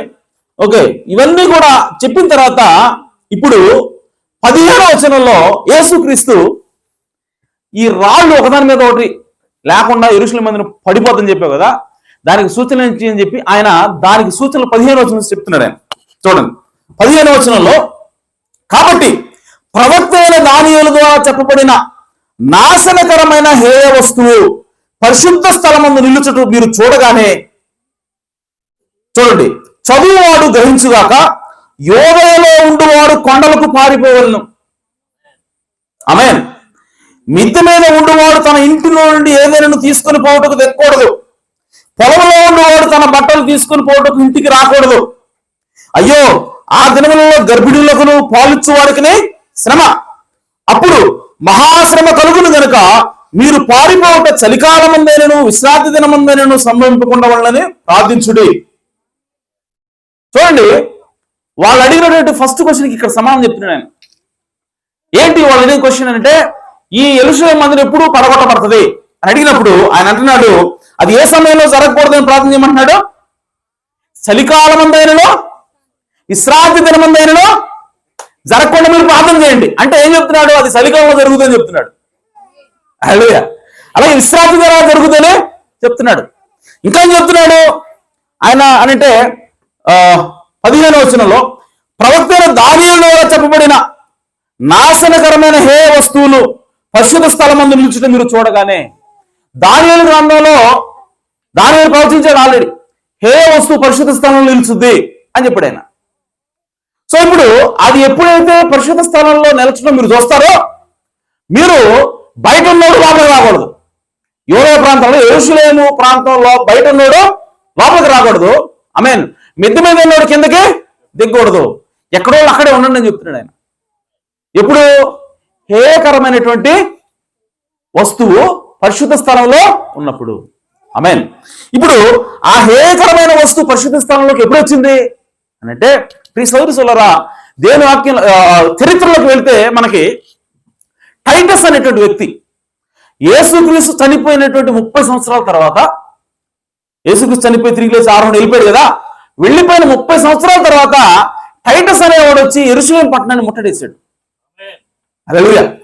అంటే ఈ ప్రవచనం యేసుక్రీస్తు చెప్పిన 30 సంవత్సరాలకు నెరవేరుతా ఉంది అక్కడ. హల్లెలూయా. సో యెరూషలేము పట్టణాన్ని ఎప్పుడైతే ముట్టడేశాడో, ఆమేన్, అప్పుడు వాడు ఏం చేశాడంటే లోపలికి వచ్చి ఒక పందిని ఆ పరిశుద్ధ స్థలంలోకి తీసుకుపోయి, నిజానికి పంది అంటే ఇశ్రాయేలుకి అసహ్యం, హేయమైన వస్తువు అంటే పంది. ఆ పందిని తీసుకొని వెళ్ళి వాడు ఏం చేశాడంటే, ఇది దేవుని ఆలయం అంటున్నారు కదా మీరు, ఇది పరిశుద్ధమైనటువంటి ఆలయం అంటున్నారు కదా, నేను పందిని తీసుకుపోయి మీకు నచ్చని పంది కదా, ఆమేన్, నేను ఆ పందిని తీసుకుపోయి ఈ యెరూషలేము మందిరంలో ఆ అతి పరిశుద్ధ స్థలంలో నేను వధిస్తా, దేవుడు ఏం చేస్తాడు చూస్తా అని చెప్పి వాడు ఏం చేశాడంటే ఆ పరిశుద్ధ స్థలంలో తీసుకుపోయి ఆ పందిని వధించాడు. అక్కడ వధించినప్పుడు ప్రియ సోదరి సోదరులారా, ఇప్పుడు యేసుప్రభువు అంటున్నాడంటే, చూడగానే చదువువాడు గ్రహించుగాక, యోదయలో ఉండేవాడు కొండలకు పారిపోవాలను. యేసుప్రభువు ఏం చెప్పాడు? యెరూషలేములో కనుక యోదయలో ఆ ప్రాంతాలు ఎవడైతే ఉంటాడో కొండలకు పారిపోండి అంటున్నాడు ఆయన. ఆమేన్. సో కాబట్టి ఈ సంగతి అంతా కూడా యెరూషలేము శిష్యులకు తెలుసు కాబట్టి, క్రైస్తవులకు ఆ సమయంలో తెలుసు కాబట్టి, ఈ 30 సంవత్సరాలు కూడా వాళ్ళు ఆ సంగతులు బోధించబడ్డారు. యేసుక్రీస్తు చెప్పినటువంటి ప్రవచనాన్ని వాళ్ళందరూ కూడా ఒకరితో తర్వాత వాళ్ళకి చెప్తా వచ్చారు. కాబట్టి 30 సంవత్సరాల తర్వాత ఎప్పుడైతే ఆ యెరూషలేమును ముట్టడేశారో, ఆమేన్, ఎప్పుడైతే వాడు పందిని వధించాడో టైటస్ అనేవాడు, వెంటనే అక్కడ ఉండే క్రైస్తవులందరూ కూడా పారిపోయారు. హల్లెలూయా. ఆ తర్వాత చరిత్రకారుల్ని జోసెఫ్ అనేటువంటి చరిత్రకారు రాశాడు, ఆ సమయంలో అనగా యెరూషలేము పట్టణంలో ఆ టైటస్ అనేవాడు వచ్చి ఆ ప్రజలందరినీ కూడా వధించినప్పుడు రక్తం అంట గుర్రానికి కళ్ళే ఉంటుంది కదా నిలబెడితే, అంత ఎత్తుబారిందంట రక్తం. మీరు చూడండి ఎంత వహోది. ఆమేన్. సో అంత ఎక్కువగా వాడు రక్తాన్ని పారించాడు, అంత వధ, అంతమందిని చంపేశాడు. చంపేసినప్పుడు ఈ జోసెఫస్ అనేటువంటి హిస్టోరియన్ చరిత్రకారుడు ఈ సంఘటన రాస్తూ అతను ఒక స్ట్రైకింగ్ విషయం చెప్పాడు. అదేంటంటే, ఈ సమయంలో యెరూషలేములో ఉన్నటువంటి ప్రజల్లో తప్పించుకున్న వాళ్ళు ఎవరు అంటే ఎవరైతే యేసుక్రీస్తుని వెంబడిస్తున్నారో, హల్లెలూయా, ఎవరైతే యేసుక్రీస్తుని వెంబడిస్తున్నారో వాళ్ళు తప్ప మిగిలిన అందరూ కూడా చచ్చిపోయారని చెప్పి రాశాడు ఆయన. ఎందుకు అంటే వాళ్ళు అంతకంటే ముందే పారిపోయారని చెప్పి రాశాడు ఆయన. హల్లెలూయా. కాబట్టి యేసుక్రీస్తు ప్రవచించినటువంటి ఈ ప్రవచనం అనేది వాళ్ళు నెరవేరడం చూసినప్పుడు, ఆ సూచన వాళ్ళకి కనబడినప్పుడు, ఆ క్రైస్తవులు అందరూ కూడా వెంటనే యేసుక్రీస్తు చెప్పినటువంటి ప్రవచనం గుర్తొచ్చి వాళ్ళు అక్కడి నుంచి పారిపోయారు. ఆమేన్. వాడు వచ్చి లోపలికి ఏం చేశాడంటే గర్భిణీ స్త్రీల యొక్క గర్భాన్ని కత్తితో చీల్చిపడేశాడు. ఆ పిండాలను బయటికి తీసి పశువులకు వేశాడు. ఆమేన్. ఆ తర్వాత సౌదరి సోదరుల పాలించే వాళ్ళ స్థానాల్ని కోసాడు. ఇవన్నీ కూడా చరిత్రలో రాయబడ్డాయి. యేసు యొక్క ఆ ప్రవచనం కరెక్ట్గా సరిపోతున్నాయి. ఆయన ఏమన్నాడు? పాలించే వారికి శ్రమ, గర్భిణులకు శ్రమ. ఎందుకనంటే యేసుక్రీస్తు దర్శనంలో ముందుగా చూశాడు. ఆ టైటస్ అనేవాడు వచ్చి ఏం చేస్తాడంటే గర్భాలను తీరుస్తున్నాడు. అందుకోసం ఆయన గర్భిణులకు శ్రమ. ఆ టైటస్ వచ్చి స్తనాలను కోస్తున్నాడు. అందుకోసం పాలిచ్చే వారికి శ్రమ. పిల్లల్ని చంపుతున్నాడు, పాలిచ్చే వారికి శ్రమ అని చెప్పి యేసు మాట్లాడుతున్నాడు. అందుకోసమే బయట ఉన్నవాడు లోపలికి రావద్దు, లోపల బయటికి పారిపోండి అని చెప్పి యేసుక్రీస్తు చెప్పినటువంటి ఆ ప్రవచనము టైటస్ వచ్చినప్పుడు నెరవేరింది. వాడు వచ్చి ఏం చేశాడు తెలుసా? యెరూషలేము పట్టణంలో ఉన్నటువంటి ఆ మందిరాన్ని వాడు ముట్టడి వేసి ఆ మందిరం యొక్క గోడలేంటి కూడా పడగొట్టాడు. రాయి మీద రాయి లేకుండా పడగొట్టాడు. ఎందుకో తెలుసా? ఆ మందిరం ఎలా కట్టారంటే రాతికి మధ్యలో బంగారం పెట్టి కట్టారు. హల్లెలూయా. సో కాబట్టి ఆ బంగారం కరిగించడం కోసం వాడు ఏం చేశాడంటే అన్ని కూడా రాయి మీద రాయి లేకుండా పడగొట్టి ఆ బంగారంతో కూడా తీసుకుని వెళ్ళిపోయాడు. అందుకోసం యేసు అన్నాడు, రాయి మీద రాయి లేకుండా ఈ మందిరం పడగొట్టబడబోతోంది అని. ప్రియ సోదరి సోదరులారా, ఇవన్నీ వాస్తవాలు. యేసుక్రీస్తు పలికినటువంటి మాట ఖచ్చితంగా నెరవేరింది. అలాగే ఇప్పుడు కూడా నేను మధ్యాకాశంలోకి వస్తాను అన్న మాట కూడా నెరవేరబోతా ఉన్నది. హల్లెలూయా. అయితే నేను చెప్పేది ఏంటంటే యేసు ప్రభు ఒక మాట చెప్పాడంటే, యేసుక్రీస్తు ఒక మాట చెప్పాడంటే, బైబిల్ ఒక మాట రాయబడిందంటే అది ఖచ్చితంగా జరిగి తీరుతుంది. హల్లెలూయా. కాబట్టి ఆయన ఏమన్నాడంటే నేను మధ్యాకాశంలోకి వచ్చినప్పుడు మీరు సమాజంలో ఉన్న వాళ్ళని సరే తిరిగి లేపుతాను. నేను మీ శరీరాలు మార్పు చెందించి నేను ఎత్తబడేలాగా నేను మిమ్మల్ని చేస్తాను. అప్పుడు మీరు నా ఇద్దరికి వస్తారు, నాకు మీరు సదాకాలం ఉంటారని చెప్పి యేసు ప్రభు అక్కడ ఆయన మనతో మాట్లాడుతున్నాడు. ఇప్పుడు మనందరం కూడా ఎదురు చూడవలసింది ఆ సంఘటన కోసం ఎదురు చూడాలి. హల్లెలూయా. ఎందుకంటే యేసుక్రీస్తు చెబితే ఖచ్చితంగా అది జరిగి తీరుతుంది. నువ్వు అనొచ్చు, ఏమయ్యా ఆ ఎత్తబాటులో నేను ఉండకపోతే ఏమైంది? ఆ ఎత్తబాటులో నేను మిస్ అయిపోతే ఏంటి పరిస్థితి అంటే తర్వాత వచ్చేటువంటి శ్రమలను నువ్వు ఎదుర్కోవాల్సి వస్తుంది. తర్వాత వచ్చేటువంటి శ్రమలు ప్రియ సోదరి సోదరా, ఇప్పుడు యెరూషలేములో జరిగింది కదా శ్రమ. ఆమేన్. అటువంటి శ్రమే మళ్ళీ రాబోతూ ఉన్నది. అంతకంటే ఘోరమైనటువంటి శ్రమలు రాబోతూ ఉన్నాయి. ఆ సమయంలో ఆ శ్రమలు ఎవరైతే ఉంటారో వాళ్ళంట కొండల దగ్గరికి పోయి, కొండలారా మీరు మమ్మల్ని చంపండి ఆమేన్ అన్నా కూడా వాళ్ళకి మరణం రాదంట. మరణం కత్తితో ఒక వేటు వేసేస్తే చచ్చిపోతే ఇంకా అయిపోతుంది పని అని చిత్రవద చేయబట్టం. ఆమేన్. వాళ్ళు చనిపోకుండా వాళ్ళు హింసించబట్టం అనేది చాలా ఘోరమైనటువంటి విషయం. ఆమేన్. సో అలాంటి మరణం రాకుండా చిత్రహింస వచ్చేటువంటి సమయం ఏంటంటే అది శ్రమల కాలమైనది. ఈరోజు నీవు నేను ఆ ఎత్తబాటును మిస్ అయితే, యేసుక్రీస్తు మధ్యాకాశంలోకి వచ్చేటువంటి ఆ రాకను మిస్ అయితే, ఆ రాకను నువ్వు చూడకుండా ఆగిపోతే నీవు శ్రమలోకి వెళ్ళవలసి ఉన్నది. కాబట్టి ప్రియ సోదరి సోదరా, ఆ శ్రమ నుంచి తప్పించుకోవాలి అని చెప్పానంటే మనము రెండవ రాకడ కోసం ఎదురు చూడాలా. రెండవ రాకడ కోసం మనం సిద్ధపడాలి. హల్లెలూయా అని అన్నాడు. ఇంకా మనకు బైబిల్ రాబడింది, ఆ యేసుక్రీస్తు మధ్యాకాశంలోకి రావడానికి ముందుగా ఏం జరుగుతుంది, ఈ ఎత్తబాటు ఎలా జరుగుతుంది అని చెప్పి మీకు కింద చదివితే ఇంకా ఉంటది. ఆమేన్. ఎత్తబాటు జరిగేటువంటి సమయంలో ఏం జరుగుతుంది అని అంటే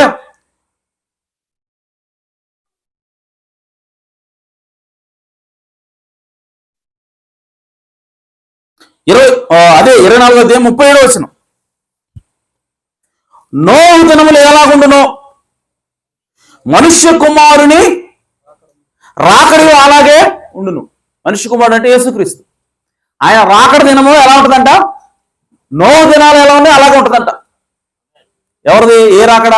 మనుష్య కుమారుడి రాకడ. అనగా ఆయన రెండవ రాకడ ఎలా ఉంటది? ఆ సమయంలో ఎలా ఉంటుందంటే పరిస్థితులు నోవ దినాలు ఎలా ఉన్నాయి అలాగే ఉంటుంది. ఆమేన్. ఆ తర్వాత జలప్రళయములకు ముందటి దినములలో నోహు ఓడలోనికి వెళ్ళిన దినం వరకు వారు తినుచు త్రాగుచు పెళ్లి చేసుకొనుచు పెళ్లికిచ్చుకొనుచు ఉండి జలప్రళయం వచ్చి అందరినీ కొట్టుకుని పోవరకు ఎరుగగా పోయిరి. అలాగనే మనుష్య కుమారుని రాకడా ఉండును. ఆ కాలమున ఇది చూడండి, నోవ దినంలో జరిగేట్టుగా మనుష్య కుమారుడు దినంలో జరుగుతుంది. First thing. ఓకే, అసలు నోవ దినంలో ఏం జరిగిందో చూద్దాం. ఓకే, చూసిన తర్వాత ఇప్పుడు ఏం జరుగుతుందో చూద్దాం. ఇప్పుడు నోవ దినాల్లో ఏం జరిగింది? నోవ దినాల్లో ఏం జరిగిందనంటే వాళ్ళు తినుచు త్రాగుచు పెళ్లికిచ్చుచు పెళ్లికి ఇవ్వచ్చు ఉన్నారు. ఇంకో విషయం కూడా జరిగింది అక్కడ. ఏంటంటే నరుల కుమార్తెలు చక్కని వారని దేవుని కుమారులు చూచి వాళ్ళతో పోయిరి అని ఉంది.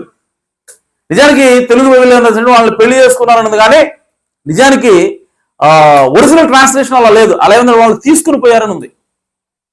ఆమె నోవ దినాల్లో ఏం జరిగింది? దేవుని కుమారులు నరుల కుమార్తెలను చక్కని వారిని చూచి వాళ్ళు పెళ్లి చేసుకోకుండానే వాళ్ళతో సహజీవనం చేస్తారు. నోవ కాలంలో జరిగింది అది. అప్పుడు దేవుడు ఏమన్నాడంటే, నా ఆత్మ నరులతో ఎల్లప్పుడూ వాదించదు, వారి తలపులను చూడడం ఎప్పుడు కూడా చెడ్డే అని చెప్పి ఇప్పుడు నోవను పిలిచి అబ్బాయి జలప్రళయం రప్పిస్తున్నాను నేను అన్నాడు. హల్లెలూయా. అంటే ఉగ్రత ఎప్పుడు వచ్చింది అని అంటే దేవుని కుమారులు నరుల కుమార్తెలను తీసుకోపోయినప్పుడు, అంటే వాళ్ళతో సహజీవనం చేసినప్పుడు. నోవ దినాల్లో జరిగింది ఏమిటంటే సహజీవనం జరిగింది. భార్యాభర్తలు అనగా ఒక స్త్రీ ఒక పురుషుడు పెళ్లి చేసుకోకుండానే సహజీవనం చేస్తా ఉన్నారు. అంటే అక్కడ వ్యభిచారము జరుగుతూ ఉన్నది. మీరు గమనించండి, ఇవి నోవ దినాలు కావా? హల్లెలూయా. అమెరికాలో చూడండి, వాళ్ళు పెళ్లి చేసుకోరు, డేటింగ్ అంటారు దాన్ని. ఏమంటారు? డేటింగ్. డేటింగ్ అంటే ఏంటి? పెళ్లి చేసుకోకుండా ఒక స్త్రీ పురుషుడు ఒకే ఇంట్లో కలిసి ఉంటా, ఒకే కంచంలో తింటా, ఒకే మంచం మీద పడుకొని వాళ్ళు సహజీవనం చేయటమే డేటింగ్ అనేది. అదే నోవ దినంలో జరిగింది కూడా అదే. హల్లెలూయా. యేసు ప్రభువు అన్నాడు, ఆ దినాలు మళ్ళీ వస్తాయి అన్నాడు. ఎప్పుడు అనంటే ఆయన రాకడికి ముందు అవి వస్తాయి. అంటే ఇప్పుడు ఆ నోవ దినాలు ఇప్పుడు మనకు కనబడుతున్నాయంటే నెక్స్ట్ ఏం రావాలి? దేవుని రాకడ రావాలి. హల్లెలూయా. సో కాబట్టి ప్రియులు, ఇవి దేవుని రాకడికి ముందు జరగాల్సినటువంటి సూచనలు ఆల్రెడీ నెరవేరుతున్నాయి, అవన్నీ జరుగుతున్నాయి. అయితే ఇప్పుడు దేవుని రాకడ రావాల్సి ఉన్నది. ఇప్పుడు దేవుని రాకడ వచ్చినప్పుడు ఏమవుతుంది? ఎలా వస్తుందంట దేవుని రాకడ వచ్చినప్పుడు ఏం జరుగుద్ది అని చెప్పంటే కింద చదవండి. ఇంకా ఇద్దరు స్త్రీలు దేవుని రాకడ వచ్చినప్పుడు ఏం జరుగుద్ది అంటే ఇద్దరు స్త్రీలు తిరిగలు విసురుచుందరు, ఒకతే తీసుకొని పోబడును, ఒకతే విడిచిపెట్టబడును. ఇద్దరు స్త్రీలు విసురుతూ ఉంటారంట, ఒకళ్ళేమో తీసుకుని పోబడతారు, అంటే ఎత్తబడతారు. అంటే యేసుక్రీస్తు మధ్యాకాశంలోకి వస్తాడు. వచ్చినప్పుడు ఒకళ్ళు ఎత్తబడతారు, ఇంకొకళ్ళు విడబడతారు. ఎత్తబడిన వాళ్ళేమో యేసుక్రీస్తు సదాకాలం జీవిస్తే, విడబడిన వాళ్ళేమో శ్రమలోకి వెళ్తారు. ఆమేన్. అలాగే ఇంకా ఏం రాబడింది? ఒకతే 42వ వచనం. కావున 40వ వచనం మీకు స్కిప్ చేశాను. ఆ కాలం 40వ వచనం. ఆ కాలమున ఇద్దరు పొలంలో ఉందరు, ఒకడు తీసుకొని పోబడను. హల్లెలూయా. అంటే ఒకళ్ళు విడబడుతున్నారు, ఒకళ్ళు ఎత్తబడుతున్నారు. అంటే ఎత్తబాటు జరుగుతుందని చెప్తున్నాడు దేవుడు. మనిషి కుమారుడు రాకడప్పుడు ఏం జరుగుతుంది? ఎత్తబాటు జరుగుతుంది. దానికంటే ముందేం జరుగుతుంది? నోవ దినాల్లో ఉన్నట్టుగా పరిస్థితులు వస్తాయి. ఆ పరిస్థితులు వచ్చిన తర్వాత ఎత్తబాటు జరుగుతుంది. ఎత్తబాటు జరుగుతుంది అంటే అర్థం ఏంటంటే ఆయన మధ్యాకాశంలోకి వచ్చాడని అర్థం. హల్లెలూయా. కాబట్టి ప్రియ సోదరి సోదరా, ఈరోజు మనం ఏం చేయాలి అనంటే ఆ ఎత్తబాటు కోసము ఎదురు చూడాలి. మన శరీరం మార్పు చెందే దానికోసము ఎదురు చూడాలా? ఈరోజు ఆ మార్పు చెందాలి అని చెప్పనంటే మనకి ప్రియ సోదరి సోదరా, మనకి ఇంకా అనేక విషయాలు తెలియాలి. ఏమిటి ఆ విషయాలు అని చెప్పనంటే మనకి రక్షించబడాలి అని చెప్పానంటే అదొక లెక్క. యేసుక్రీస్తుని నమ్ముతాం, ఆయన వాక్య ప్రకారంగా జీవిస్తాం, సరిపోయింది. మరి ఎత్తబడాలి అని అంటే నీ శరీరం రెప్పపాట్లో మార్పు చెందాలంటే నీకు ఎంత విశ్వాసం కావాలి? ఆమేన్. ఆ విశ్వాసం కావాలి అని అంటే ప్రియ సోదరి సోదరులారా, ఇంకా నీకు లోతైనటువంటి విషయాలు తెలియాలి, లోతైనటువంటి వాక్యము నీకు తెలియాలి. అంటే ముద్రించబడినటువంటి వాక్యం నీకు తెలియవలసి ఉన్నది, బైబిల్లో దాచబడినటువంటి మర్మాలు నీకు తెలియవలసి ఉన్నది. హల్లెలూయా. ఎందుకంటే ప్రకటన గ్రంథంలో మనం చూస్తే ఆయన అంటాడు యోహాను తోటి, నీవు వీటిని ముద్రించు, ఇవి అంత్యదినమున బయలుపరచబడవలసి ఉన్నది. హల్లెలూయా. అలాగే ప్రకటన 10వ అధ్యాయంలో చూస్తే ఆయన అంటాడు, ఇదిగో 7వ దూత పలుకు దినములలో ప్రవక్తల ద్వారా పలకబడినట్టు ప్రతి మరణం కూడా సమాప్తమగును అని చెప్పి రాయబడింది. అంటే అలాగే దానియేలు కూడా ఒక విషయాన్ని రాస్తున్నప్పుడు దానియేలు దేవుడు అన్నాడు, దానికి ముద్రవై చివరి దినాల్లో నేను దాన్ని బయలుపరుస్తా అన్నాడు. అంటే దేవుడు వాక్యంలో, ఈ బైబిల్లోనే, వేరే బైబిల్ కాదండి, ఈ బైబిల్లోనే ఓపెన్ గా అందరికీ కనబడే విషయాలున్నాయి. ఆమేన్. అలాగే దేవుడే స్వయంగా ముద్రించిన విషయాలు ఉన్నాయి. హల్లెలూయా. ఇప్పుడు నేను అడుగుతున్నాను, ఎందుకు ముద్రించాడు దేవుడు? అంటే ముద్రించాల్సిన అవసరం ఏంటి? ఆమేన్. చదువుతారా మాట? కొంతమంది తెల్లమొక్కలు వేసుకుని వస్తున్న వాళ్ళకి అర్థం కాలేదు. ప్రకటన గ్రంథం 10వ అధ్యాయము ఇది చెప్పి నేను ముగిస్తాను.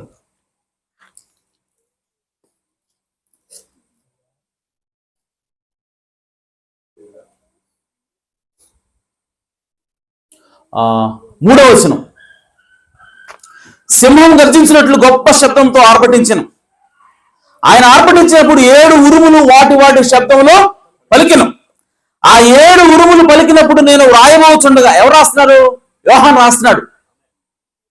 రాయబోచుండగా 7 ఉరుములు పలికిన సంగతులకు ముద్ర వేయము. దేవుడు చెప్తున్నాడు, పలికాడు, 7 ఉరుములు పలికినాయి, అందులో ఏముందో యోహాను విన్నాడు, విన్న వాటిని యోహాను రాయబోతున్నప్పుడు ఇప్పుడు దేవుడు ఏమంటాడంటే 7 ఉరుములు పలికిన సంగతులకు ముద్ర వేయము, వాటిని రాయవద్దని పరలోకం నుండి ఒక స్వరము పలుకుట వింటిని. ఆమేన్. చూడండి, వాటిని ముద్ర వేయి, అవి మీకు అవి రాయొద్దు. మరియు సముద్రం మీదను భూమి మీదను నిలిచి ఉండగా నేను చూసిన ఆ దూత తన కుడి చెయ్యి ఆకాశం తట్టి ఎత్తి పరలోకమును అందులో ఉన్న వాటిని, భూమిని అందులో ఉన్న వాటిని, సముద్రమును అందులో ఉన్న వాటిని సృష్టించి యుగ యుగమును జీవించుతున్న వానితో ఒట్టు పెట్టుకొని ఇక ఆలస్యం ఉండదు గాని, చూడండి, 7వ దూత పలుకు దినములలో అతడు బోర ఊదబోచుండగా దేవుడు తన దాసులకు ప్రవక్తలకు తెలిపిన స్వార్థ ప్రకారము దేవుని మర్మము సమాప్తమగునని చెప్పిను. హల్లెలూయా. ఆ 10వ వచనంలో ఏమంటాడు? దానికి ముద్ర. ఆమేన్. తర్వాత ఏమంటాడు? 7వ పలుకు దినాల్లో సమస్త మర్మం కూడా సమాప్తం అవుతుంది. అంటే ఏ మర్మము లేకుండా నేను మరల వాటిని విప్పుతాను అంటున్నాడు. ఆమేన్. అలాగే మీరు 6వ అధ్యాయం అట్లా చూస్తే అక్కడ ఏముంటుందంటే ముద్రలు దేవుడు విప్పుతూ ఉంటాడు. మొదటి ముద్ర విప్పినప్పుడు చదివారు ఎవరన్నా ప్రకటన గ్రంథంలో? 2వ ముద్ర విప్పినప్పుడు, 3వ ముద్ర విప్పినప్పుడు, 6వ ముద్ర విప్పినప్పుడు, 7వ ముద్ర విప్పినప్పుడు, అనగా దేవుని చేతులు 7 ముద్రలు గట్టిగా వేయబడినట్టు ఒక పుస్తకం ఉన్నది. ఆ పుస్తకంలో ఉన్నట్టు ప్రతి ముద్రని కూడా దేవుడు తెరుస్తూ ఉన్నాడు. హల్లెలూయా. ఇప్పుడు నేను అడుగుతున్నాను, అసలు ఎందుకు ముద్ర వేశాడు ఆయన? ఆమేన్. ఎవరికి తెరుస్తున్నాడు ఆయన? ఎవరు వాటి చూడాలా? ఎందుకు తెరుస్తున్నాడు ఆయన అనంటే, ప్రియ సోదరి సోదరులారా, ఈ ఎవరైతే ఏ విషయాలైతే దేవుడు ముద్రించాడో, ఏ విషయాలైతే అంత్యకాలంలో వాటిని తెరుస్తాను దేవుడు వాగ్దానం చేశాడో, ఆ విషయాలను దేవుడు తెరిచాడు. హల్లెలూయా. ఇప్పుడు నువ్వు ఎత్తబడాలి అనంటే, నీ శరీరం రెప్పపాట్లో మార్పు చెందాలి అంటే, ఆ మధ్యాకాశంలోకి నువ్వు కలుసుకోవాలంటే ఓపెన్ గా ఉన్నటువంటి విషయాలతో పాటు జాగ్రత్త అర్థం చేసుకున్నమాట. ఆమేన్. బైబిల్లో ఇర్మియా గ్రంథంలో ఉంటుంది, 2 పత్రాలు ఉన్నాయి. ఒక పత్రం ఏమో ఓపెన్, ఆమేన్, తెరవబడినటువంటి పత్రం, ముద్ర లేని పత్రము. ఇంకోటి ఏమో ముద్ర వేయబడిన పత్రం. ఈ రెండింటిని కూడా కొండలో దాచిపెట్టమని చెప్పాడు ఆయన. హల్లెలూయా. అంటే బైబిల్లో ఓపెన్ గా అందరికీ చదివేటువంటి విషయాలు ఉన్నాయి, ముద్ర వేయబడిన విషయాలు కూడా ఉన్నాయి. ఇది స్పష్టంగా ఉన్నదన్నమాట. అలాగే నేను అడుగుతున్నాను, ముద్ర వేయబడిన విషయాలు ఎందుకోసం ముద్రేస్తున్నాడు దేవుడు? అంత్యకాలంలో వాటిని తెలుస్తాను ఎందుకు చెప్తున్నాడు? ఆమేన్. ఇప్పుడు ఈ రెండవ రాకడ కూడా ఎప్పుడు రావాలి? అంత్య దినాల్లోనే రావాల్సినది. సో కాబట్టి ఆ రెండవ రాకడ వచ్చే సమయానికి నీవు ఎత్తబడే విశ్వాసం పొందుకోవాలంటే, నీ శరీరం మార్పు చెందాలి అంటే, నీ శరీరం రెప్పపాటులో మహిమ శరీరంగా మార్చబడాలి అంటే, ఆ దాచబడినటువంటి మర్మాలు కూడా నీకు తెలియవలసినది.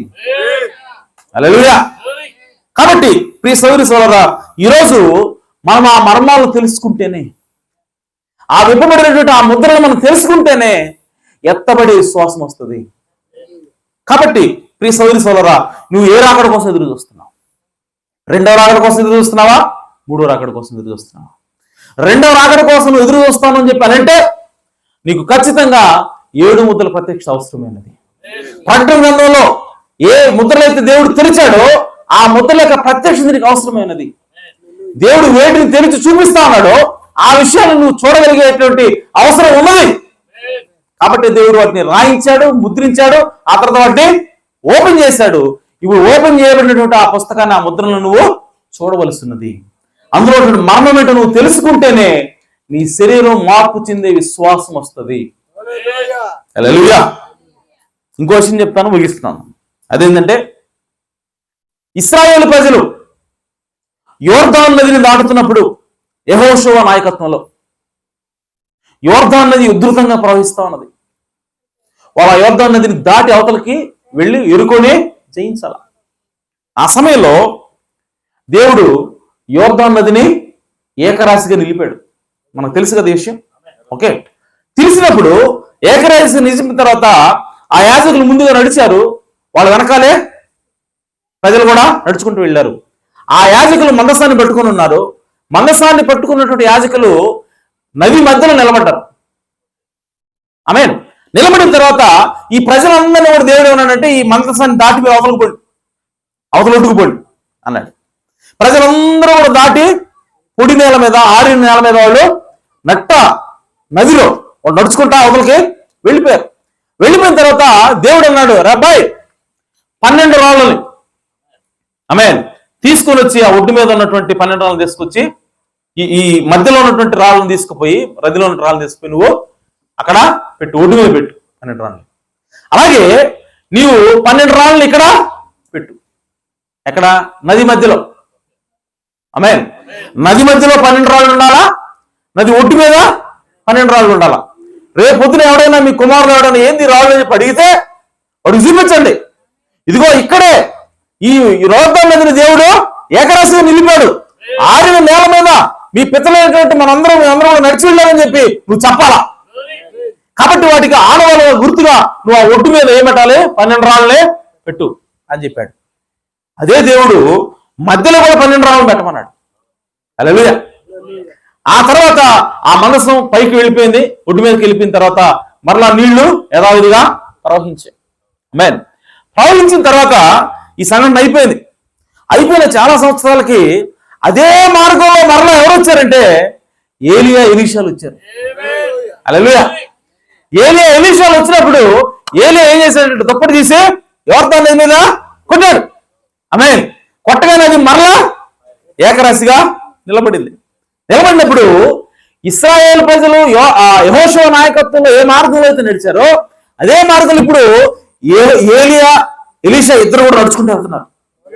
హల్లెలూయా. నడుచుకుంటూ వెళ్తున్నప్పుడు మీరు గమనించండి, ఆ మధ్యలో వాళ్ళకి ఆ రాళ్ళు కనపడే లేదా? నది మధ్యలో ఉన్న రాళ్ళు చూసావు. ఆ రాళ్ళు ఎవరు చూశారంటే ఏలియా, ఎలీషా ఇద్దరు చూశారు. హల్లెలూయా. ఒట్టు మీద ఉన్న వాళ్ళు ఎవరేం చేస్తాడు? అర్థమైంది మీకు? ఒడ్డు మీద నిలబడే 12 రాళ్ళు ఎవరైనా చూస్తారు. అవి 12, ఇది 12. హల్లెలూయా. అది వాక్యమే, ఇది వాక్యమే. కానీ ఒకటే ఒడ్డు మీద ఒకటే నేలలో దాచబడి ఉంది. హల్లెలూయా. సో దాచబడినటువంటి 12 రాళ్ళను చూసినటువంటి ఏలియాకి, ఎలీషాకి ఏముంది ఇప్పుడు చూద్దాం. హల్లెలూయా. ఒడ్డు మీద ఉన్న 12 రాళ్ళు చూసిన వాళ్ళకి ఏం కావాలా, కానీ వీళ్ళు ఎప్పుడైతే దాచబడినటువంటి ఆ వాక్యాన్ని, ఆ 12 రాళ్ళను చూశారో వాళ్ళు ఆ విధంగా వాళ్ళు దాటి అవతలికి వెళ్ళిపోయిన తర్వాత ఇప్పుడు ఏలియా ఎత్తబడ్డాడు. హల్లెలూయా. సశరీరుడుగా సజీవంగా ఏలియా ఎత్తబడ్డాడు. హల్లెలూయా. సో కాబట్టి ఆ విశ్వాసం ఎక్కడి నుంచి వచ్చింది ఏలియాకి అని చెప్పంటే, ఎప్పుడైతే ఆ మధ్యలో ఉన్నటువంటి 12 రాళ్ళని, దాచబడిన 12 రాళ్ళని చూశాడో ఎత్తబడి విశ్వాసాన్ని పొందుకున్నాడు. హల్లెలూయా. ఈ రోజు నీవు నేను కూడా మధ్యాకాశంలోకి యేసుక్రీస్తు వచ్చినప్పుడు ఎత్తబడాలి అని అంటే, ఎత్తబడే విశ్వాసానికి రావాలి అని అంటే ఓపెన్ ఉన్న వాక్యాన్ని ఎవరైనా చూస్తారు. ఆమేన్. కానీ దాచబడినటువంటి ముద్ర వేయబడినటువంటి ఆ 7 ముద్రలో ఏమన్నా చూసినప్పుడే ఎత్తబడే విశ్వాసం నీకు వస్తుంది. నువ్వు ఎత్తబడతావు, మధ్యాకాశంలో పోతావు. హల్లెలూయా. కాబట్టి ప్రియ సహోదరి సోదరా, నీవు ఎత్తబడాలి అంటే లోపల దాచబడినటువంటి ఆ మర్మాన్ని నువ్వు గుర్తించాలా, నువ్వు చూడగలగాలి. హల్లెలూయా. దాటిపోయారు, ఏలియా ఎత్తబడ్డాడు, ఆయన మానాన్ని వెళ్ళిపోయాడు. ఇప్పుడు ఎలీషా ఒక్కడే ఒంటరిగా ఉన్నాడు. హల్లెలూయా. ఇప్పుడు అంతకుముందు నది చీలింది, దుప్పటి కొట్టగానే చీలిపోయింది. కొట్టింది ఎవరంటే ఏలియా. కానీ ఇప్పుడు ఎలీషా ఉన్నాడు. ఎలీషా మీదకి 200 ఆత్మ వచ్చింది. ఇప్పుడు ఎలీషా కూడా ఆమేన్ 200 ఆత్మను పొందుకోవడమే కాదు, ఆల్రెడీ ఆ లోపల ఉన్నటువంటి ఎవిడెన్స్ ని, ఆ మధ్యలో నదిలో ఉన్నటువంటి ఆ దాచబడినటువంటి రాళ్ళను చూశాడు. కాబట్టి ఈయన కూడా విశ్వాసం ఉంది. కాబట్టి ఇప్పుడు ఏం చేశాడంటే ఆ దుప్పటిని తీసి ఏలియా దేవుడు ఎక్కడున్నా అని చెప్పి మరలా నదిని కొట్టాడు. హల్లెలూయా. కొట్టినప్పుడు మరలా సేమ్ అదే విధంగా ఆ నది ఏకరాశిగా నిలబడింది. అనగా ఏలియా ఏ అద్భుతాన్ని అయితే చేయగలిగాడో అదే అద్భుతాన్ని ఆ లోపల ఉన్నటువంటి రాళ్ళను చూసినప్పుడు ఎలీషా కూడా అదే విశ్వాసం వచ్చింది. కాబట్టి అదే కార్యాన్ని ఆయన చేయగలుగుతున్నాడు. హల్లెలూయా. కాబట్టి ప్రియ సహోదరి సోదరా, ఈరోజు మధ్యాకాశంలోకి యేసుక్రీస్తు రాబోతా ఉన్నాడు. ఏదో ఒక రోజు ఆ మధ్యాకాశంలోకి యేసుక్రీస్తు వచ్చినప్పుడు ఆయన నువ్వు కలుసుకోవడానికి సిద్ధంగా ఉన్నావా? ఉంటే నీకేం కావాలంటే దాచబడినటువంటి 7 ముద్రల ప్రత్యక్షత కావాలా? ముద్ర వేయబడినటువంటి యేసు 7 ముద్రల ప్రత్యక్షత నీకు అవసరమైనది. ఆ ప్రత్యక్షత అది నువ్వు తెరవబడినప్పుడే, నీకు తెలుసుకున్నప్పుడే ఎత్తబడే విశ్వాసం నీకు వస్తుంది.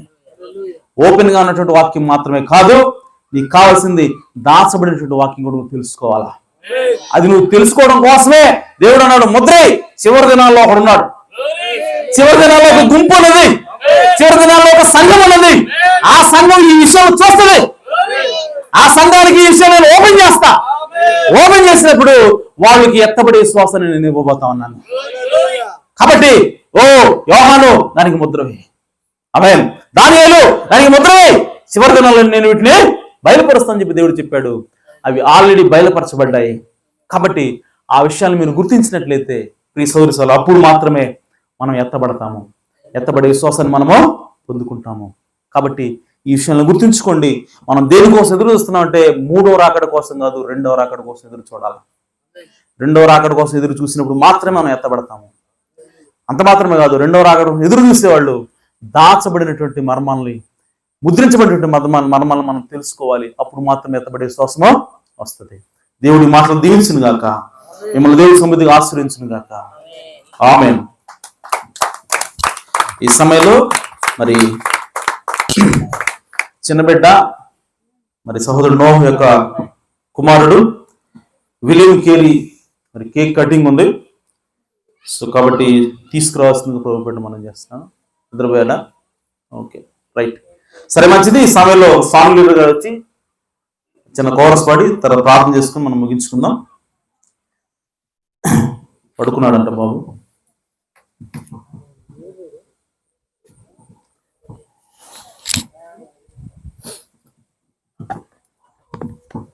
హల్లెలూయా.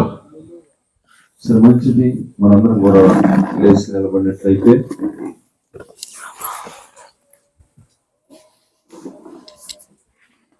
హల్లెలూయా. స్తోత్రములు స్తోత్రములు స్తోత్రములు స్తోత్రములు ప్రభువా. రాత్రికాల సమయములో నిజముగా నా తండ్రి ప్రభువైన యేసు వారి దాస్యం నిలబెట్టుకొని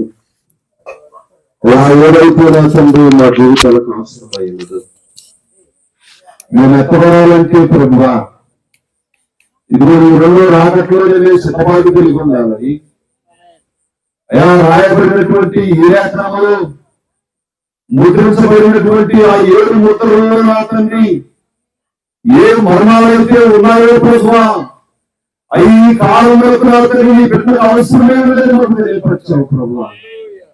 ఇదిగో 7 ముద్రలలో ఉన్నటువంటి ఆ మర్మాల ద్వారా నా తండ్రి ఓ ప్రభువా వాటి ద్వారా మనకు బయలుపాటు వస్తుందని, వాటి ద్వారా మనకు ప్రత్యక్ష వస్తుందని, వాటి ద్వారా మన శరీరాలు మార్చబడతాయని, నిజంగా ఎత్తబడాలంటే పరిశుద్ధాత్మ ముందుగా పొందుకోవాలని మనం తెలియపరిచాం ప్రభువా. ఆ పరిశుద్ధాత్మని నిజంగా బయలుపరచబడినటువంటి ఆ ముద్రలను మనకు తెలియపరిచాం ప్రభువా. 7వ పలుకులు స్వార్థ మర్మమైన సమాప్తమైన మనకు తెలియపరిచాం ప్రభువా. ఆ కాలంలో మేము ఉన్నామని మాకు తెలియపరిచిన దేవానికి స్తోత్రములు. నిజముగా నా తండ్రి అయా మనం విడిచిపెట్టినట్లయితే ప్రభువా, ఈ వాక్యాన్ని మేము పరిపూర్ణంగా అంగీకరించినట్లయితే ప్రభువా, మేము శ్రమలోకి వెళ్ళిపోతామని, ఆ శ్రమంలో నా తండ్రి ఓ ప్రభువా మేము బాధింపబడతామని, మనము దూరమవుతుందని మాకు తెలియపరిచిన దేవానికి స్తోత్రములు తెలుస్తున్నాము. హల్లెలూయా. స్తోత్రములు స్తోత్రములు స్తోత్రములు. సాయంకాలమందున వెలుగు కలిగెను మహిమకు మార్గము కనుగొంటిని. సాయంకాలమందున వెలుగు కలిగెను మహిమకు మార్గము హల్లెలూయా హల్లెలూయా హల్లెలూయా హల్లెలూయా హల్లెలూయా హల్లెలూయా హల్లెలూయా హల్లెలూయా హల్లెలూయా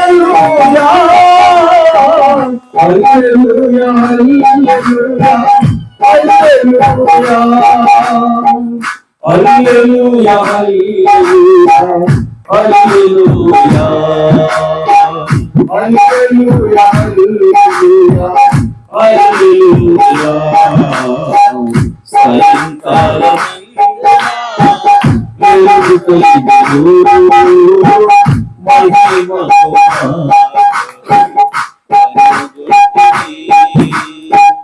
యేసుక్రీస్తు నామములో జీవమున్నది, నీతి మార్గమందున వెలుగున్నది. యేసుక్రీస్తు నామములో జీవమున్నది, నీతి మార్గమందున వెలుగున్నది. యవ్వనులు పాపములు కట్టున్నది, యవ్వనులు పాపములు కట్టున్నది. పశ్చాత్తాపపడుటకు సమయమిదే, పశ్చాత్తాపపడుటకు సమయమిదే.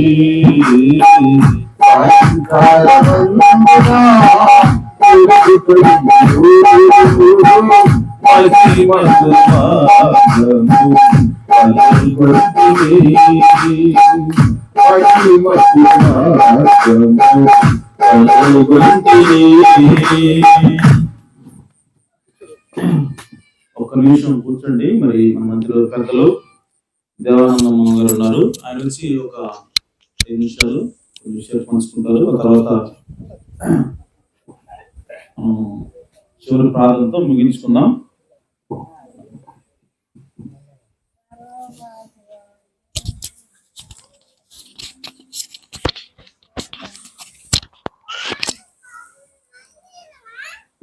అందరికి వందనాలమ్మా.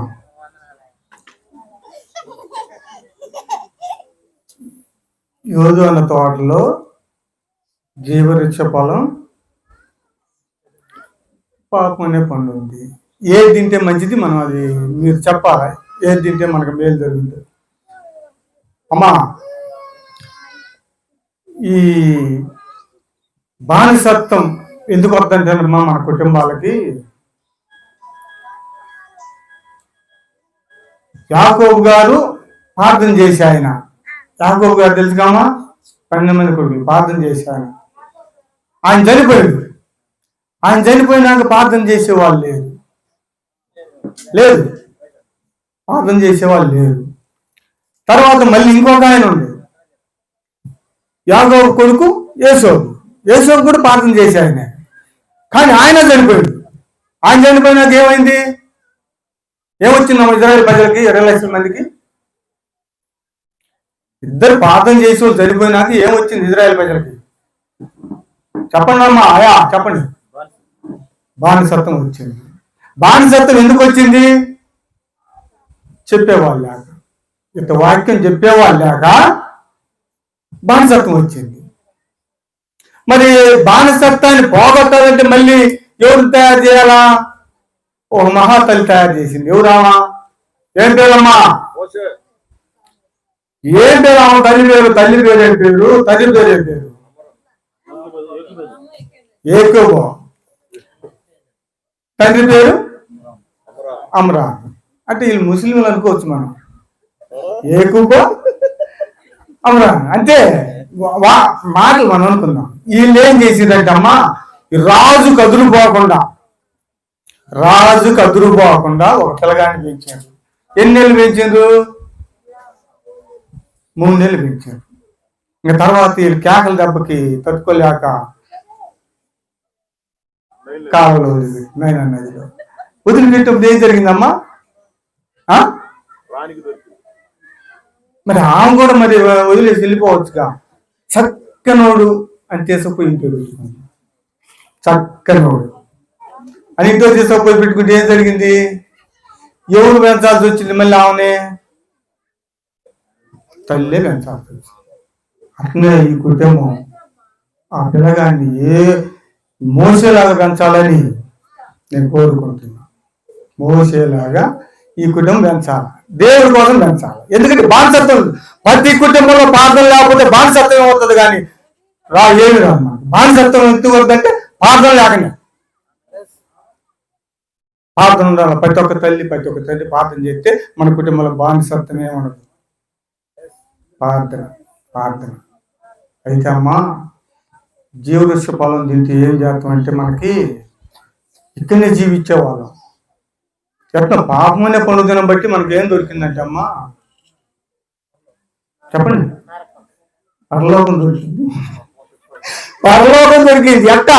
యేసు ప్రభు మన కోసం వచ్చి పరిశుద్ధాత్మని తెచ్చిచ్చిండు. ఆ పరిశుద్ధాత్మ పొందినోనే పరలోకానికి అడుగులు. పరిశుద్ధాత్మ లేకపోతే మనం ఎవరూ పరలోకానికి పోవన్నమాట. ఆ జీవవృక్ష ఫలం తింటే మనం ఏంటి ఉండాలో. ఈ పాపం అనే పనులు తినబట్టే మనకి పరిశుద్ధాత్మ రాగలిగింది. లేకపోతే పరిశుద్ధాత్మ రాదు భూమి మీదకి. ఈ చిన్న మాటలు దేవుడు తీసుకున్నాక ఒక అంట, అమ్మా వినండి, ఒక ఆయన పీకలు అనుకుంటూ పోతున్నాడు. పోదంటే నాకు ఒక పేకి అన్నమాట. అంటే గాలి ఊది ఇచ్చిండంట. ఎందుకు గాలి ఎందుకు? మామూలుగా పేకీలే అన్నమాట. గాలి లేకపోతే ఎగరదయ్యా అని పీకలు ఆయన చెప్తే నీకెందుకు ఇయ్యలేను అన్నట్టు. కాదు గాలి ఊది ఇచ్చిండంట. కొడితే పైకి ఎగిరిందంట. ఏ పీక? ఎర్ర పీక. మళ్ళీ ఇంకొక అబ్బాయి ఇచ్చి నాకు నల్ల పీక అన్న. గాలి ఊది మళ్ళీ ఇచ్చిందంట. గాలి ఊదికపోతే ఏమైందంటే గాలి లేకపోతే పైకి ఎగరదయ్యా. అతను మళ్ళీ ఇంకొక పచ్చ పీక. ఈ 3 పీకలు కూడా గాలి ఊదుంది పైకి పోవయ్యా అని చెబుతూనే ఉండే పీకలు. కానీ అమ్మా పరిశుద్ధాత్మ లేని వాళ్ళు ఎవరూ పైకి పోలేదు. పీకలు కూడా చెప్పింది కరెక్ట్. గాలి లేకపోతే పీకలు పైకి లేవాలి, కింద పడిపోవాలి. పరిశుద్ధం లేకపోతే మనం కిందనే ఉంటాం, పైకి పోలేం. ప్రతి ఒక్కరు పరిశుద్ధంగా బతకాలి. ఇదే దేవుడు. ఈ చిన్న మాటలు దేవుడు దీవించుగాక. స్తోత్రం. మంచి మాటలను సహోదరుడు దేవుడు దీవించుగాక. ఓహో అయ్యా, ఇదేందో తగిలిచ్చినవయ్యా.